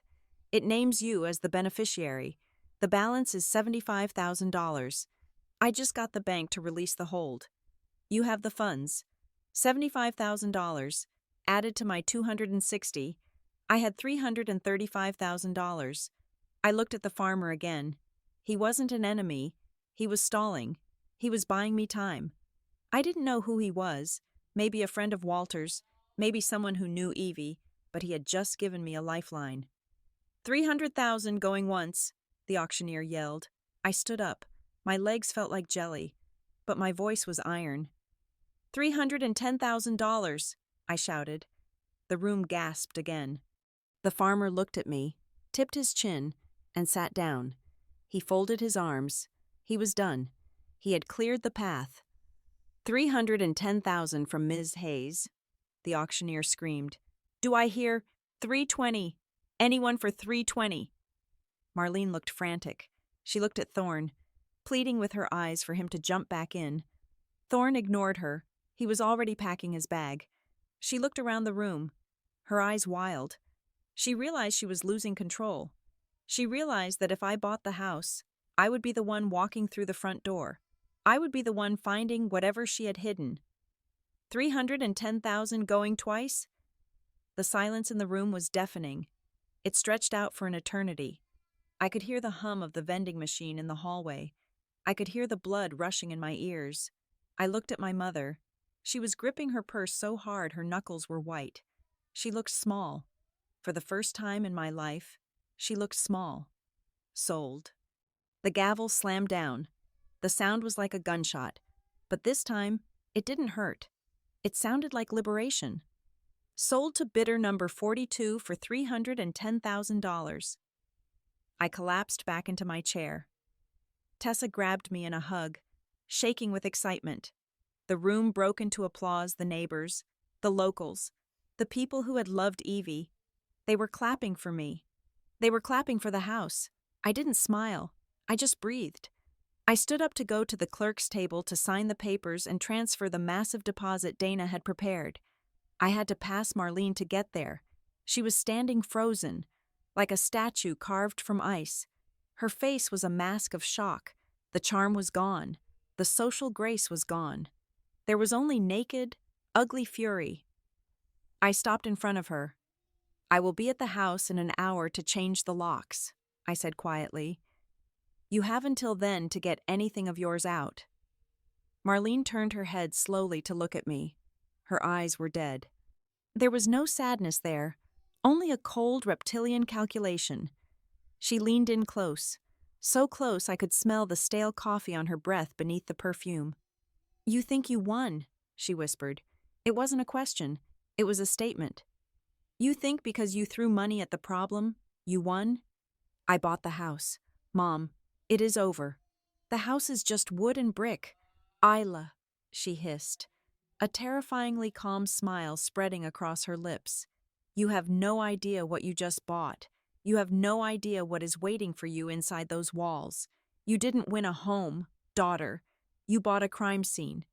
She pulled back, smoothed her blazer, and walked out of the hall without looking back. I stood there, the victory suddenly turning to ash in my mouth. A chill that had nothing to do with the air conditioning settled deep in my bones. You bought a crime scene. I looked at the key in my hand, the same key I had held this morning. But now, it didn't feel like a prize. It felt like the trigger of a trap that had just been sprung. The ink on the check was barely dry, but the air around the clerk's table felt like it was vibrating with static electricity. I stood next to Dana, watching the auction clerk type furiously into his laptop. He looked annoyed, perhaps because he had expected a smooth transaction with Briarstone, not a complex wire transfer from a private individual involving an emergency trust fund and a liquidated savings account. $155,000, the clerk muttered, reading the confirmation on his screen. 50% of the hammer price, received and verified. I let out a breath I felt like I had been holding for 3 days.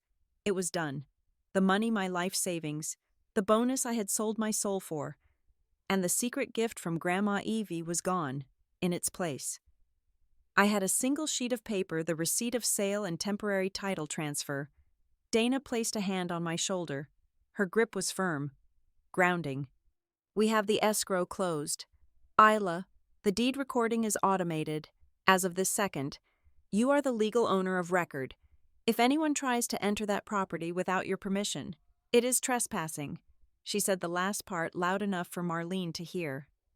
My mother was standing 10 feet away, near the water cooler, talking to a man in a cheap suit who I assumed was her lawyer. She wasn't screaming anymore. She was seething. When she heard Dana, she broke away and marched over to us. "This isn't over," Marlene spat, her face a mask of cracked porcelain. "I am filing an injunction. I have documents proving that the sale was unauthorized. I have the original deed. No, you have a photocopy of a deed and a power of attorney that expired the moment Evelyn took her last breath," Dana said. Stepping between me and Marlene, she was shorter than my mother, but in that moment, she looked 10 feet tall. "If you have the original, notarized documents proving you had the right to sell this property free and clear of the estate probate, produce them, right now." Marlene opened her mouth, then closed it. Her eyes darted to the side. She didn't have them. She never did. "I will see you in court," Marlene hissed. "And you?" She looked at me, her eyes narrowing into slits. "You just spent over $300,000 on a rotting pile of wood. Don't come crying to me when the roof caves in on your head."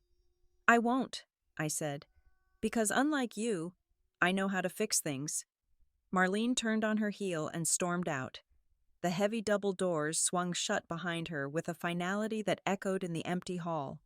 I drove straight to the house. Tessa followed in her car, and Dana went back to her office to file the permanent deed. The drive was only 10 minutes, but it felt like a pilgrimage. When I pulled into the gravel driveway of 124 Maple Drive, the silence hit me. For the last month, this place had been a battleground. It had been a listing number. It had been a chaotic asset. Now, under the midday sun, it was just a house, my house. The magnolia tree stood sentinel in the front yard, its leaves rustling in the wind. I parked and walked up the steps. They creaked under my boots, the familiar E-flat groan of the third step that I had known since I was a toddler. I reached for my keys. then remembered Marlene had changed the locks. I had to wait for the locksmith Tessa had called, who arrived 5 minutes later. He drilled out the shiny, cheap hardware Marlene had installed and replaced it with a heavy deadbolt. "All yours, ma'am," he said, handing me the new silver key. I put the key in the lock. It turned with a satisfying, heavy click. I pushed the door open. I expected to feel a rush of joy. Instead, I felt a crushing wave of grief. The house smelled of stale air and dust. The warmth that had always defined Grandma Evie's home was gone, replaced by a cold, abandoned stillness. I walked into the living room. The sunlight filtered through the lace curtains, illuminating dust motes dancing in the air. "Grandma?" I whispered, half expecting her to answer from the kitchen, but there was no answer, just the settling of the house. I sank onto the sofa, the old floral one where we used to watch game shows, and buried my face in my hands. I cried. I cried for the money I had spent. I cried for the war I had just fought with my own mother. I cried because I had won the house, but I couldn't win back the person who made it a home. After a few minutes, I wiped my face and stood up. I needed to inspect the property. I needed to see what I had actually bought. I walked into the hallway. That was when I noticed the first anomaly. The picture frames on the wall were crooked. I frowned and straightened a photo of me at graduation. Then I looked at the floor. There were drag marks in the dust. I walked into the dining room. The china cabinet was open. It was empty. The Spode porcelain set, the one Evie had received as a wedding gift in 1955, was gone. Panic flared in my chest. I ran to the bedroom. The mattress was overturned. The drawers of the dresser were pulled out and dumped on the floor. Clothes were scattered everywhere: Grandma's cardigans, her scarves, her nightgowns trampled underfoot. It wasn't just a move, it was a ransacking. I fell to my knees beside the overturned dresser and frantically dug through the pile of clothes. I was looking for one thing: a small, wooden jewelry box. It wasn't expensive. It was made of cedar, with a little carving of a bird on the lid. It didn't hold diamonds. It held her clip-on earrings, her rosary beads, and the charm bracelet I had given her when I was 10. It was gone. "No," I whispered, tearing through the closet. "No, no, no." Marlene had taken it. She hadn't just sold the house, she had stripped it. She had come in here, likely days ago, and looted everything that could be sold at a pawn shop or an estate sale. The china, the silver, the jewelry. "Isla." I looked up. Tessa was standing in the doorway, her face pale. She was holding a tablet. "They took the jewelry box," I choked out. "She took everything." "We can file a police report for theft," Tessa said, but her voice was distracted. "But Isla, we have a bigger problem." "What could be bigger than this?" I asked, gesturing to the wrecked room. "I was reading the final execution file from the auction house," Tessa said, stepping over a pile of linens to show me the screen. "Dana missed this because it wasn't in the main contract. It was uploaded as a supplemental disclosure at 3 o'clock this morning." I looked at the screen. It was a dense block of legal text. "Read paragraph 4, Tessa said. I squinted at the tiny font. "The buyer acknowledges and agrees that the property is conveyed subject to any and all existing liens, judgments, and encumbrances, whether recorded or unrecorded. The seller makes no representation regarding the discharge of liabilities attached to the estate." "What does that mean?" I asked, a cold knot forming in my stomach. "It means," Tessa said, her voice trembling, "that Marlene didn't just sell you the house, she sold you the debt attached to it, and since she slipped this clause in, and you signed the Andi as-is agreement, you just voluntarily assumed responsibility for whatever money is owed against this address." "But you did the title search," I argued. Standing up, "You said there were no mortgages. The house was paid off." "There were no mortgages," Tessa corrected. "But that doesn't mean there aren't other liens, tax liens, Medicaid recovery liens, or private judgment liens." My phone buzzed in my pocket. I pulled it out. It was a text message from the number that had warned me before, the number that had sent the tip about the waiver. "This is Rowan. I used to manage acquisitions for Briarstone. I just heard you won. You need to know why we wanted the house. I stared at the message. My fingers flew across the keyboard. Tell me. 3 dots appeared. Then a long message. Briarstone doesn't buy houses to flip them. We buy houses to clean dirty money. We target properties where the title is messy, or where the owner has leveraged the property with high-interest private loans that aren't reported to the main credit bureaus. We buy the debt, foreclose on ourselves to wipe the slate clean, and then own the asset. Your mother didn't just sell the house. She took out a private bridge loan against the inheritance 6 months ago. She borrowed $200,000 from a predatory lender using the house as collateral, likely forging your grandmother's consent. That debt is now yours. I dropped the phone on the mattress. $200,000. I had just spent $310,000 to buy the house, and now I owed another $200,000 to some shadow lender. That was why Marlene had smiled. That was why she had said, "You have no idea what you just bought." She knew. She had taken the cash loan, spent it God knows on what, and then orchestrated the auction to dump the collateral before the loan came due. She walked away with the cash from the loan and the cash from the auction minus what she had to pay the auction house, and I was left holding a $500,000 bag. "Isla," Tessa asked, "you look like you are going to pass out." "She trapped me," I whispered. "She leveraged the house. There is a private lien. $200,000. Tessa gasped. "If that is true, the lender can foreclose on you next week if you don't pay. You would lose the house and the money you just paid." I walked out of the bedroom. I couldn't breathe in there. I walked back to the kitchen. The kitchen was the only room that hadn't been completely tossed. Marlene hadn't bothered with the pots and pans. I leaned against the counter, my head spinning. I was ruined. I was financially annihilated. I had won the battle, but Marlene had rigged the war so that victory was just a different kind of defeat. Don't let your heart turn to stone. Grandma Evie's voice floated through my mind. I looked at the kitchen table. It was a sturdy oak table that had survived 3 generations. I remembered the letter in the tin box. Look for the envelope I taped under the bottom drawer of the kitchen cabinet, the one where we keep the rolling pins. I pushed myself off the counter. I had to know. Was there anything left? Or was this just another dead end? I walked to the cabinet near the stove. I pulled out the bottom drawer. It was heavy, filled with rolling pins, cookie cutters, and the heavy marble slab we used for making candy. I pulled the drawer all the way out until it hit the stops, then lifted it to disengage the track. I set the drawer on the floor.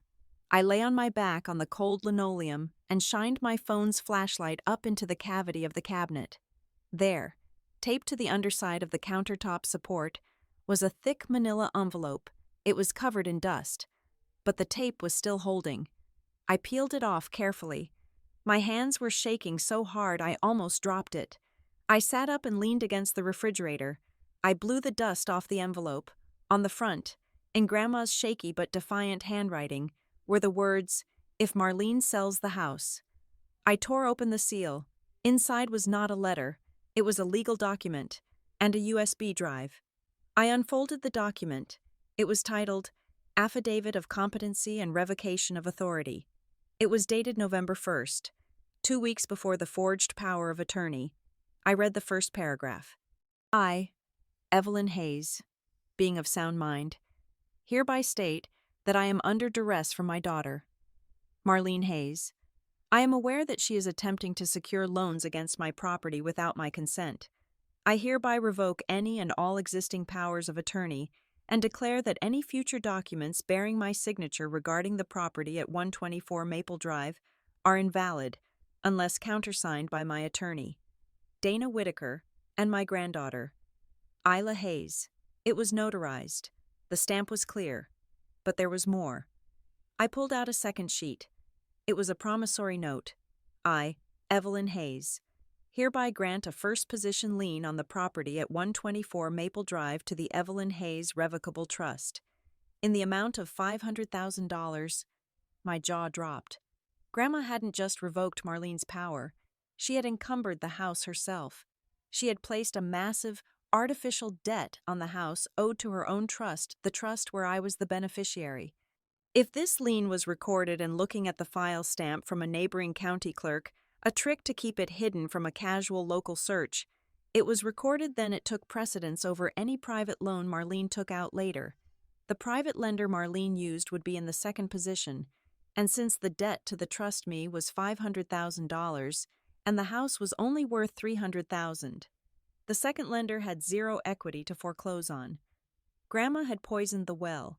She had turned the house into a financial fortress that only I held the key to. I picked up the USB drive. There was a sticky note attached to it. "Play this for your mother." I started to laugh. It was a wet, choked sound that bubbled up from my chest. I laughed until I was crying again. Marlene thought she had sold me a trap. She thought she had buried me in debt. She didn't realize that Grandma Evie had seen her coming a mile away.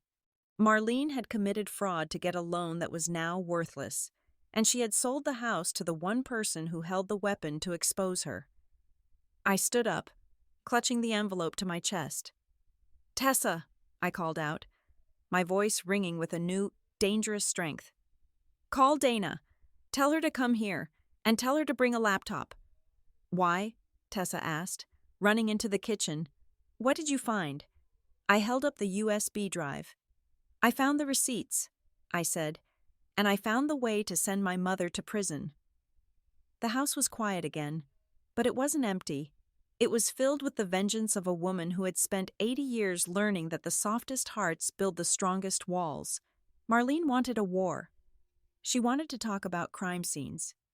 She was about to learn that she hadn't just left evidence behind. She had left a confession. We moved with the speed of a guillotine blade dropping. Within 2 hours of finding the affidavit and the secret lien in the kitchen drawer, Dana had filed an emergency motion with the county court. We were not just asking to stop the transfer of funds. We were asking for a freeze on all assets related to the estate of Evelyn Hayes and a judicial review of the power of attorney my mother had used to terrorize our family. Dana was brilliant. She used the documents Grandma Evie had hidden to construct a fortress around the house.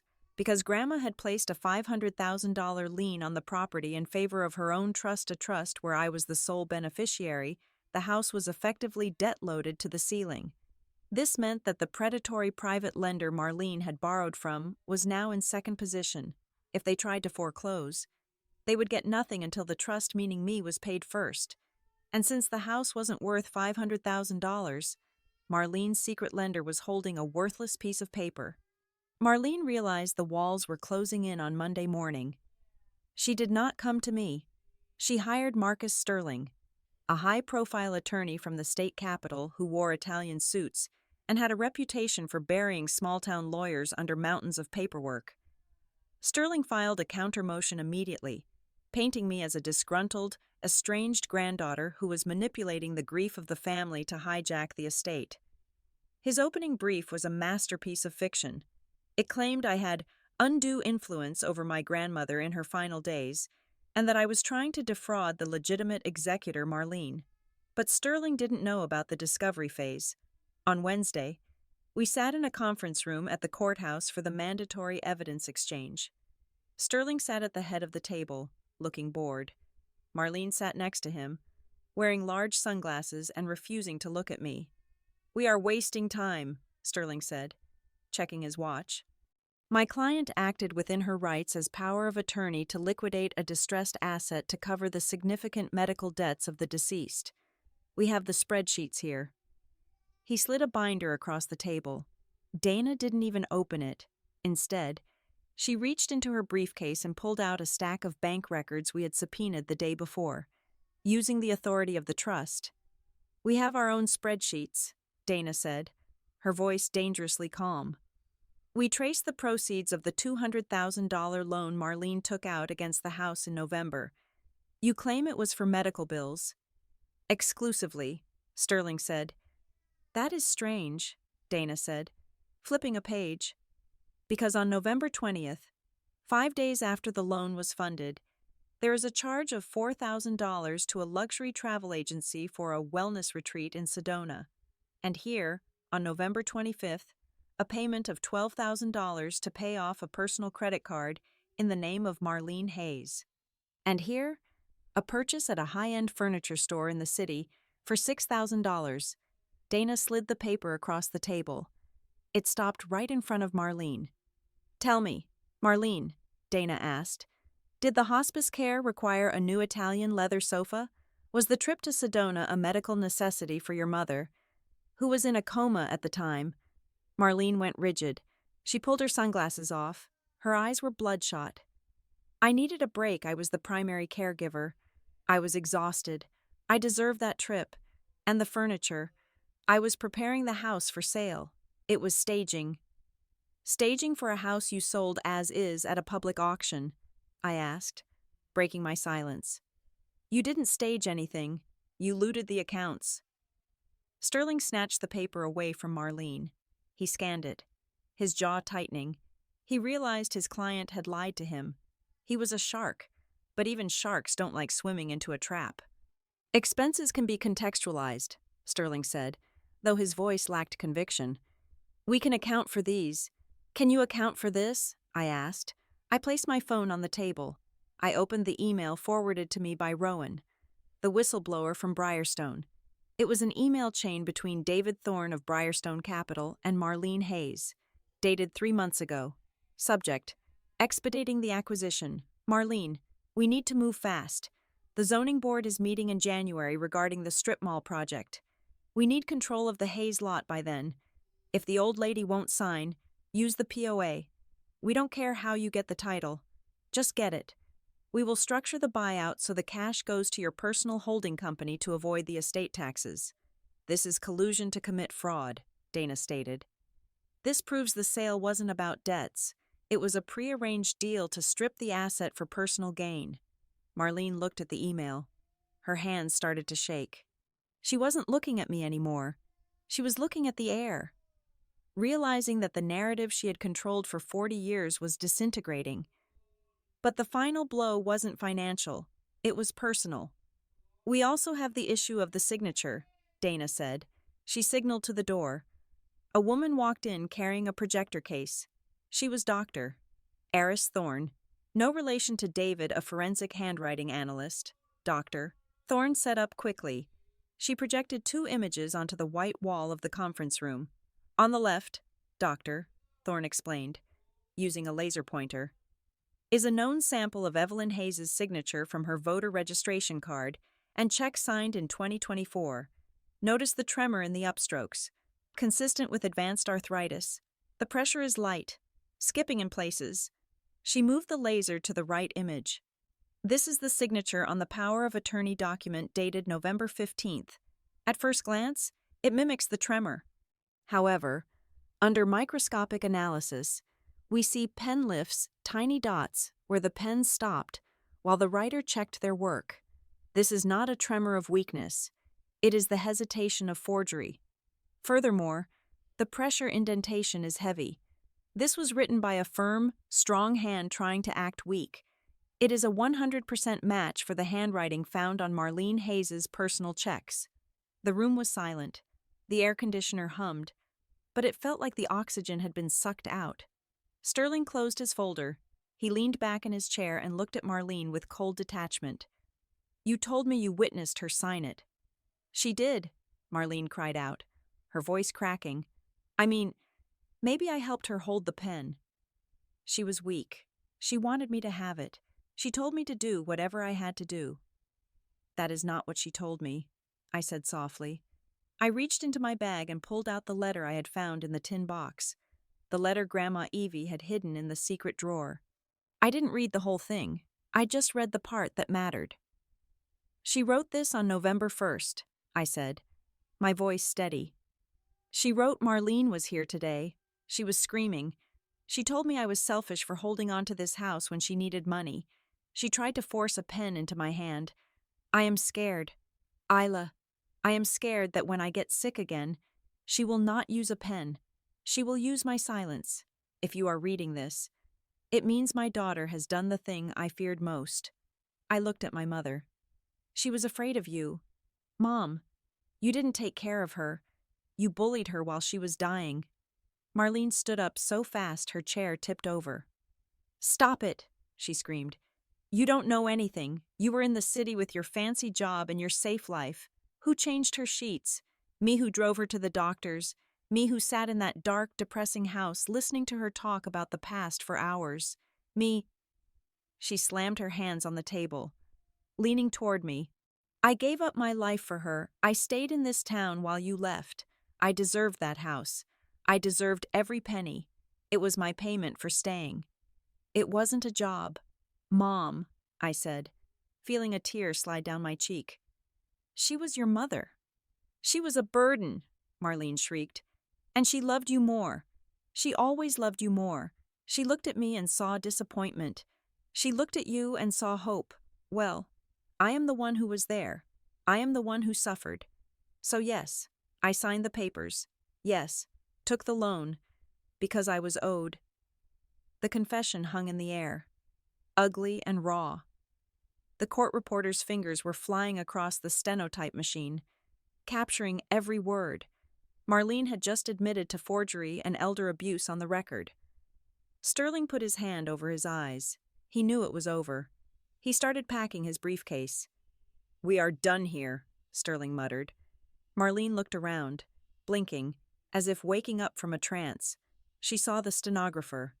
She saw the horror on her lawyer's face. She saw the pity on mine. She sank back down, not into her chair, but onto the floor. She started to sob. But it wasn't the crying of remorse. It was the crying of a child who had been caught breaking a toy she thought she owned. "I just wanted to be free," she whispered. "I just wanted to sell it all and leave." Dana stood up. "We will see you at the hearing tomorrow for the final judgment on the injunction and the validity of the deed. I suggest you advise your client to look for criminal defense counsel. Mr. Sterling, this goes beyond civil litigation now." We walked out of the conference room. I felt hollowed out. I had the truth. But it didn't feel like a victory. It felt like watching a building collapse in slow motion. That night, I stayed at the house. I slept in the guest room because the master bedroom still felt violated. I locked the door. I checked the windows. I felt safe from the world, but I couldn't escape the echo of my mother's voice screaming I was owed. The next morning, the hearing was scheduled for 10 o'clock. The courtroom was packed. The story had leaked. Half the town was there. They wanted to see the final act of the Hayes drama. I sat with Dana at the plaintiff's table. Marlene sat with Sterling at the defense table.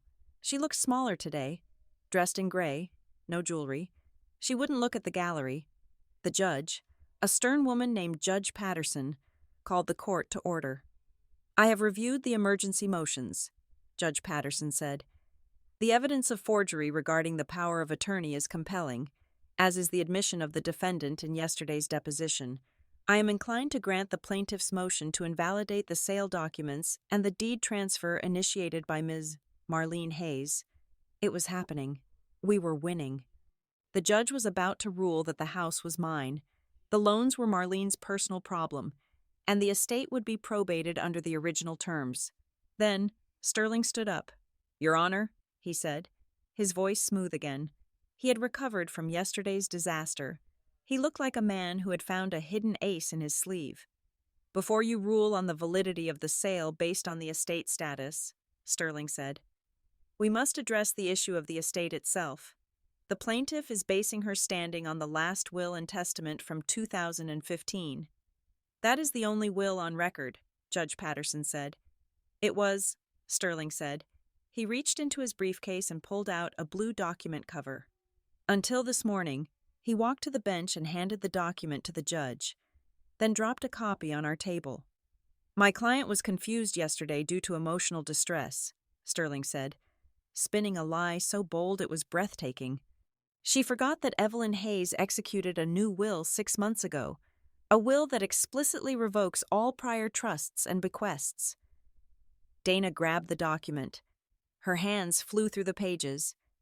"This names Marlene Hayes as the sole beneficiary of all real and personal property," Sterling announced to the room. "And it explicitly disinherits Isla Hayes." "That is impossible," I whispered. "Grandma would never do that." "It is notarized," Sterling said. "And unlike the power of attorney, This was witnessed by two independent parties who are present in the court today.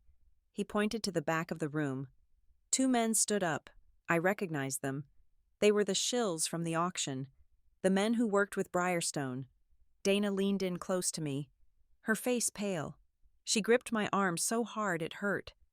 "Isla," she whispered, her voice trembling with a fear I had never heard from her before.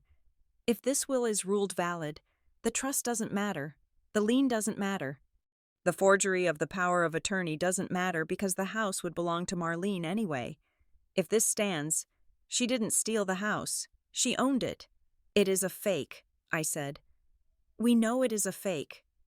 But if those witnesses lie under oath," Dana hissed, "and if the signature is better than the last one, this is the thing that makes your mother win. This is the thing that destroys us." I looked at Marlene. She had stopped crying. She was looking at me, and a small, terrifying smile was creeping back onto her face. She hadn't just forged a sale. She had rewritten history. The sudden appearance of the so-called new will sucked the oxygen right out of the courtroom. For a moment, the only sound was the rustling of paper as Judge Patterson examined the document that Marcus Sterling had just produced, like a magician pulling a rabbit from a hat. Marlene was sitting up straighter now, her eyes fixed on the judge, a look of vindictive triumph hardening her features. She thought she had done it. She thought she had trumped the forgery, the lies, and the theft with one final, fabricated piece of paper. My lawyer, Dana, did not panic. She did not gasp. She simply stood there, waiting for the judge to look up. When Judge Patterson finally lowered the document, her expression was unreadable. "Counsel," the judge said, looking at Sterling, "you are submitting a will dated 6 months ago that explicitly disinherits the plaintiff and names your client sole beneficiary. You claim this supersedes the previous will and renders the current proceedings regarding the power of attorney moot." "Precisely, Your Honor," Sterling said, buttoning his suit jacket. "The estate belongs to Marlene Hayes. Therefore, her actions to sell the property, regardless of the method, were within her rights as the ultimate owner." Dana stepped forward. "Your Honor," Dana said, her voice cutting through the room like a razor, "this document is a convenient surprise, but it is also a biological impossibility." Sterling scoffed. "We have witnesses. We have science," Dana countered. She turned to the projector screen, which was still displaying the forensic analysis of the signatures, "and we have the deceased herself." Dana picked up the USB drive I had found in the secret drawer beneath the rolling pins, the drive that had been waiting in the dark for this exact moment. "Your Honor, yesterday we entered into evidence a digital file recovered from a hidden location within the home. It is a video recording made by Evelyn Hayes on November 1st, 2 weeks before this alleged new will was signed.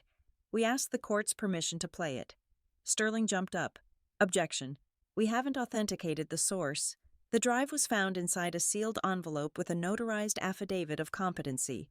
Dana said calmly, "The affidavit is already marked as Exhibit B. The chain of custody is clear." "Overruled," the judge said. "Play it." The lights in the courtroom dimmed. On the large screen, a video file opened. It was shaky at first, clearly recorded on a phone set up on a kitchen table. Then, Grandma Evie's face came into focus. She looked tired, her silver hair messy, but her eyes were sharp. She was wearing her favorite blue cardigan. The courtroom went dead silent. Marlene went rigid in her chair. "My name is Evelyn Hayes," the voice from the screen said.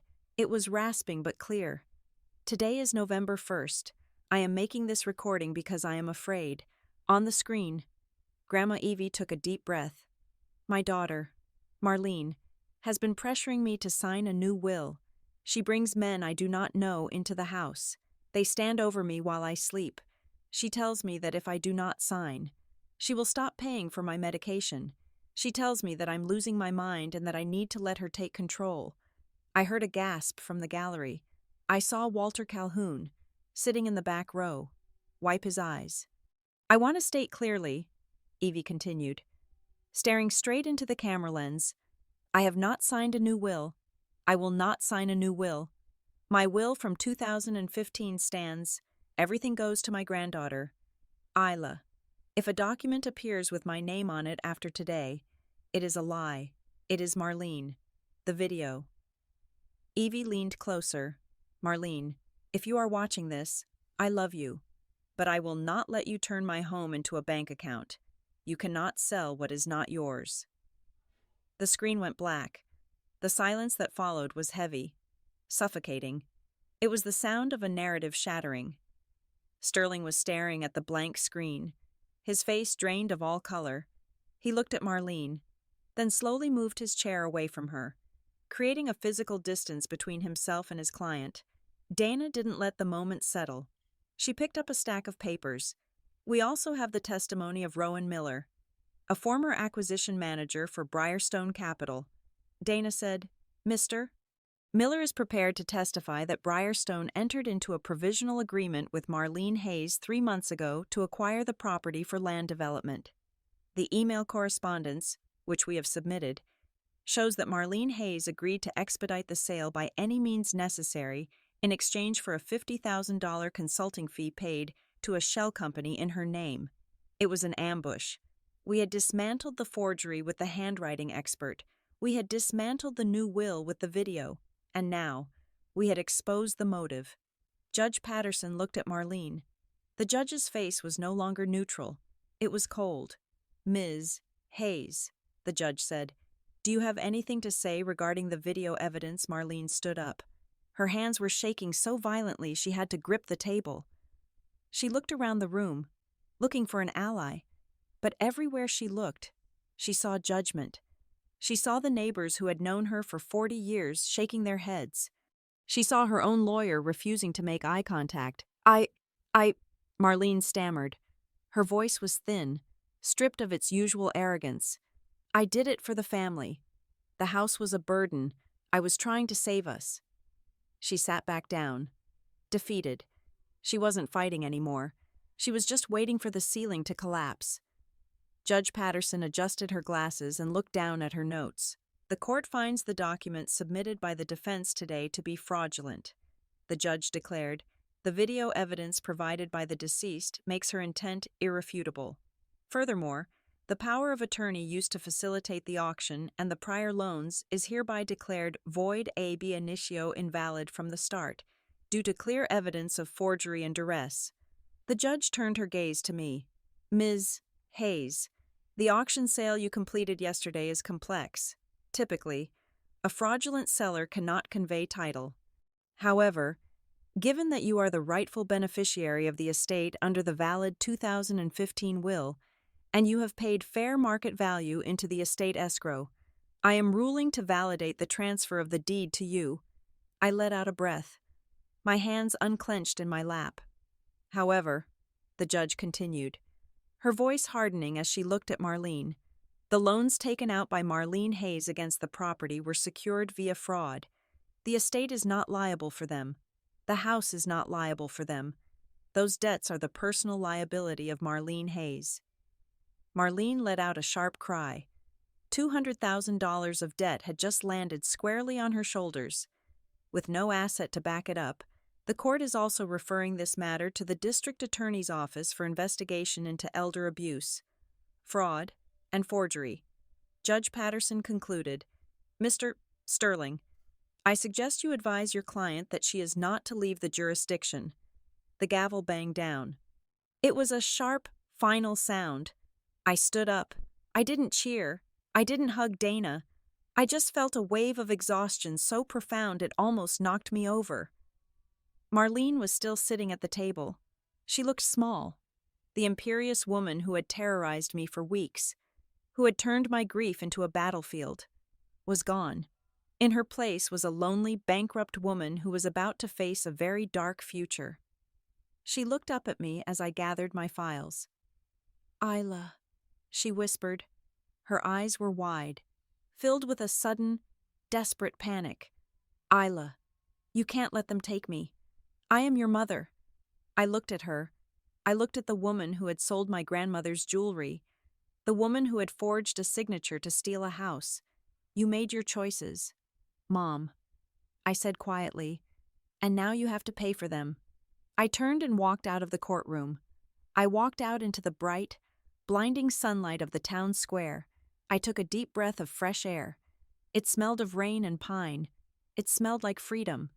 That evening, the sun was setting over Cedar Hollow, painting the sky in shades of bruised purple and gold. I sat on the front steps of 124 Maple Drive. The house was quiet behind me. It was mine. The locks were changed. The deed was filed. The threats were gone. But it felt empty. A truck pulled into the driveway. It was Walter Calhoun. He walked up the path, holding something wrapped in a flannel cloth. He sat down next to me on the steps. He didn't say anything for a long time. We just watched the fireflies start to blink in the tall grass near the magnolia tree. "Evie gave me this," Walter said, his voice gruff. "About a week before she passed. She told me, 'Walter, if Marlene starts tearing the house apart, you keep this safe. Don't give it to Isla until the dust settles.'" He handed me the bundle. I unwrapped the flannel. Inside was the wooden jewelry box, the one with the carved bird on the lid, the one I thought Marlene had stolen. My throat tightened. I ran my fingers over the smooth wood. "She knew," I whispered. "She knew everything. She was sharp as a tack until the end." "Kid," Walter said, patting my shoulder, "she just didn't want you to have to fight her battles until you were ready." I opened the box. Inside, resting on the velvet lining, was a cheap costume ring with a blue stone that I used to play with when I was 5. I had called it the princess ring. Grandma used to let me wear it when we made cookies. Tucked underneath it was a slip of paper. I unfolded it. The handwriting was shaky, but the message was clear. "Don't let your heart turn to stone."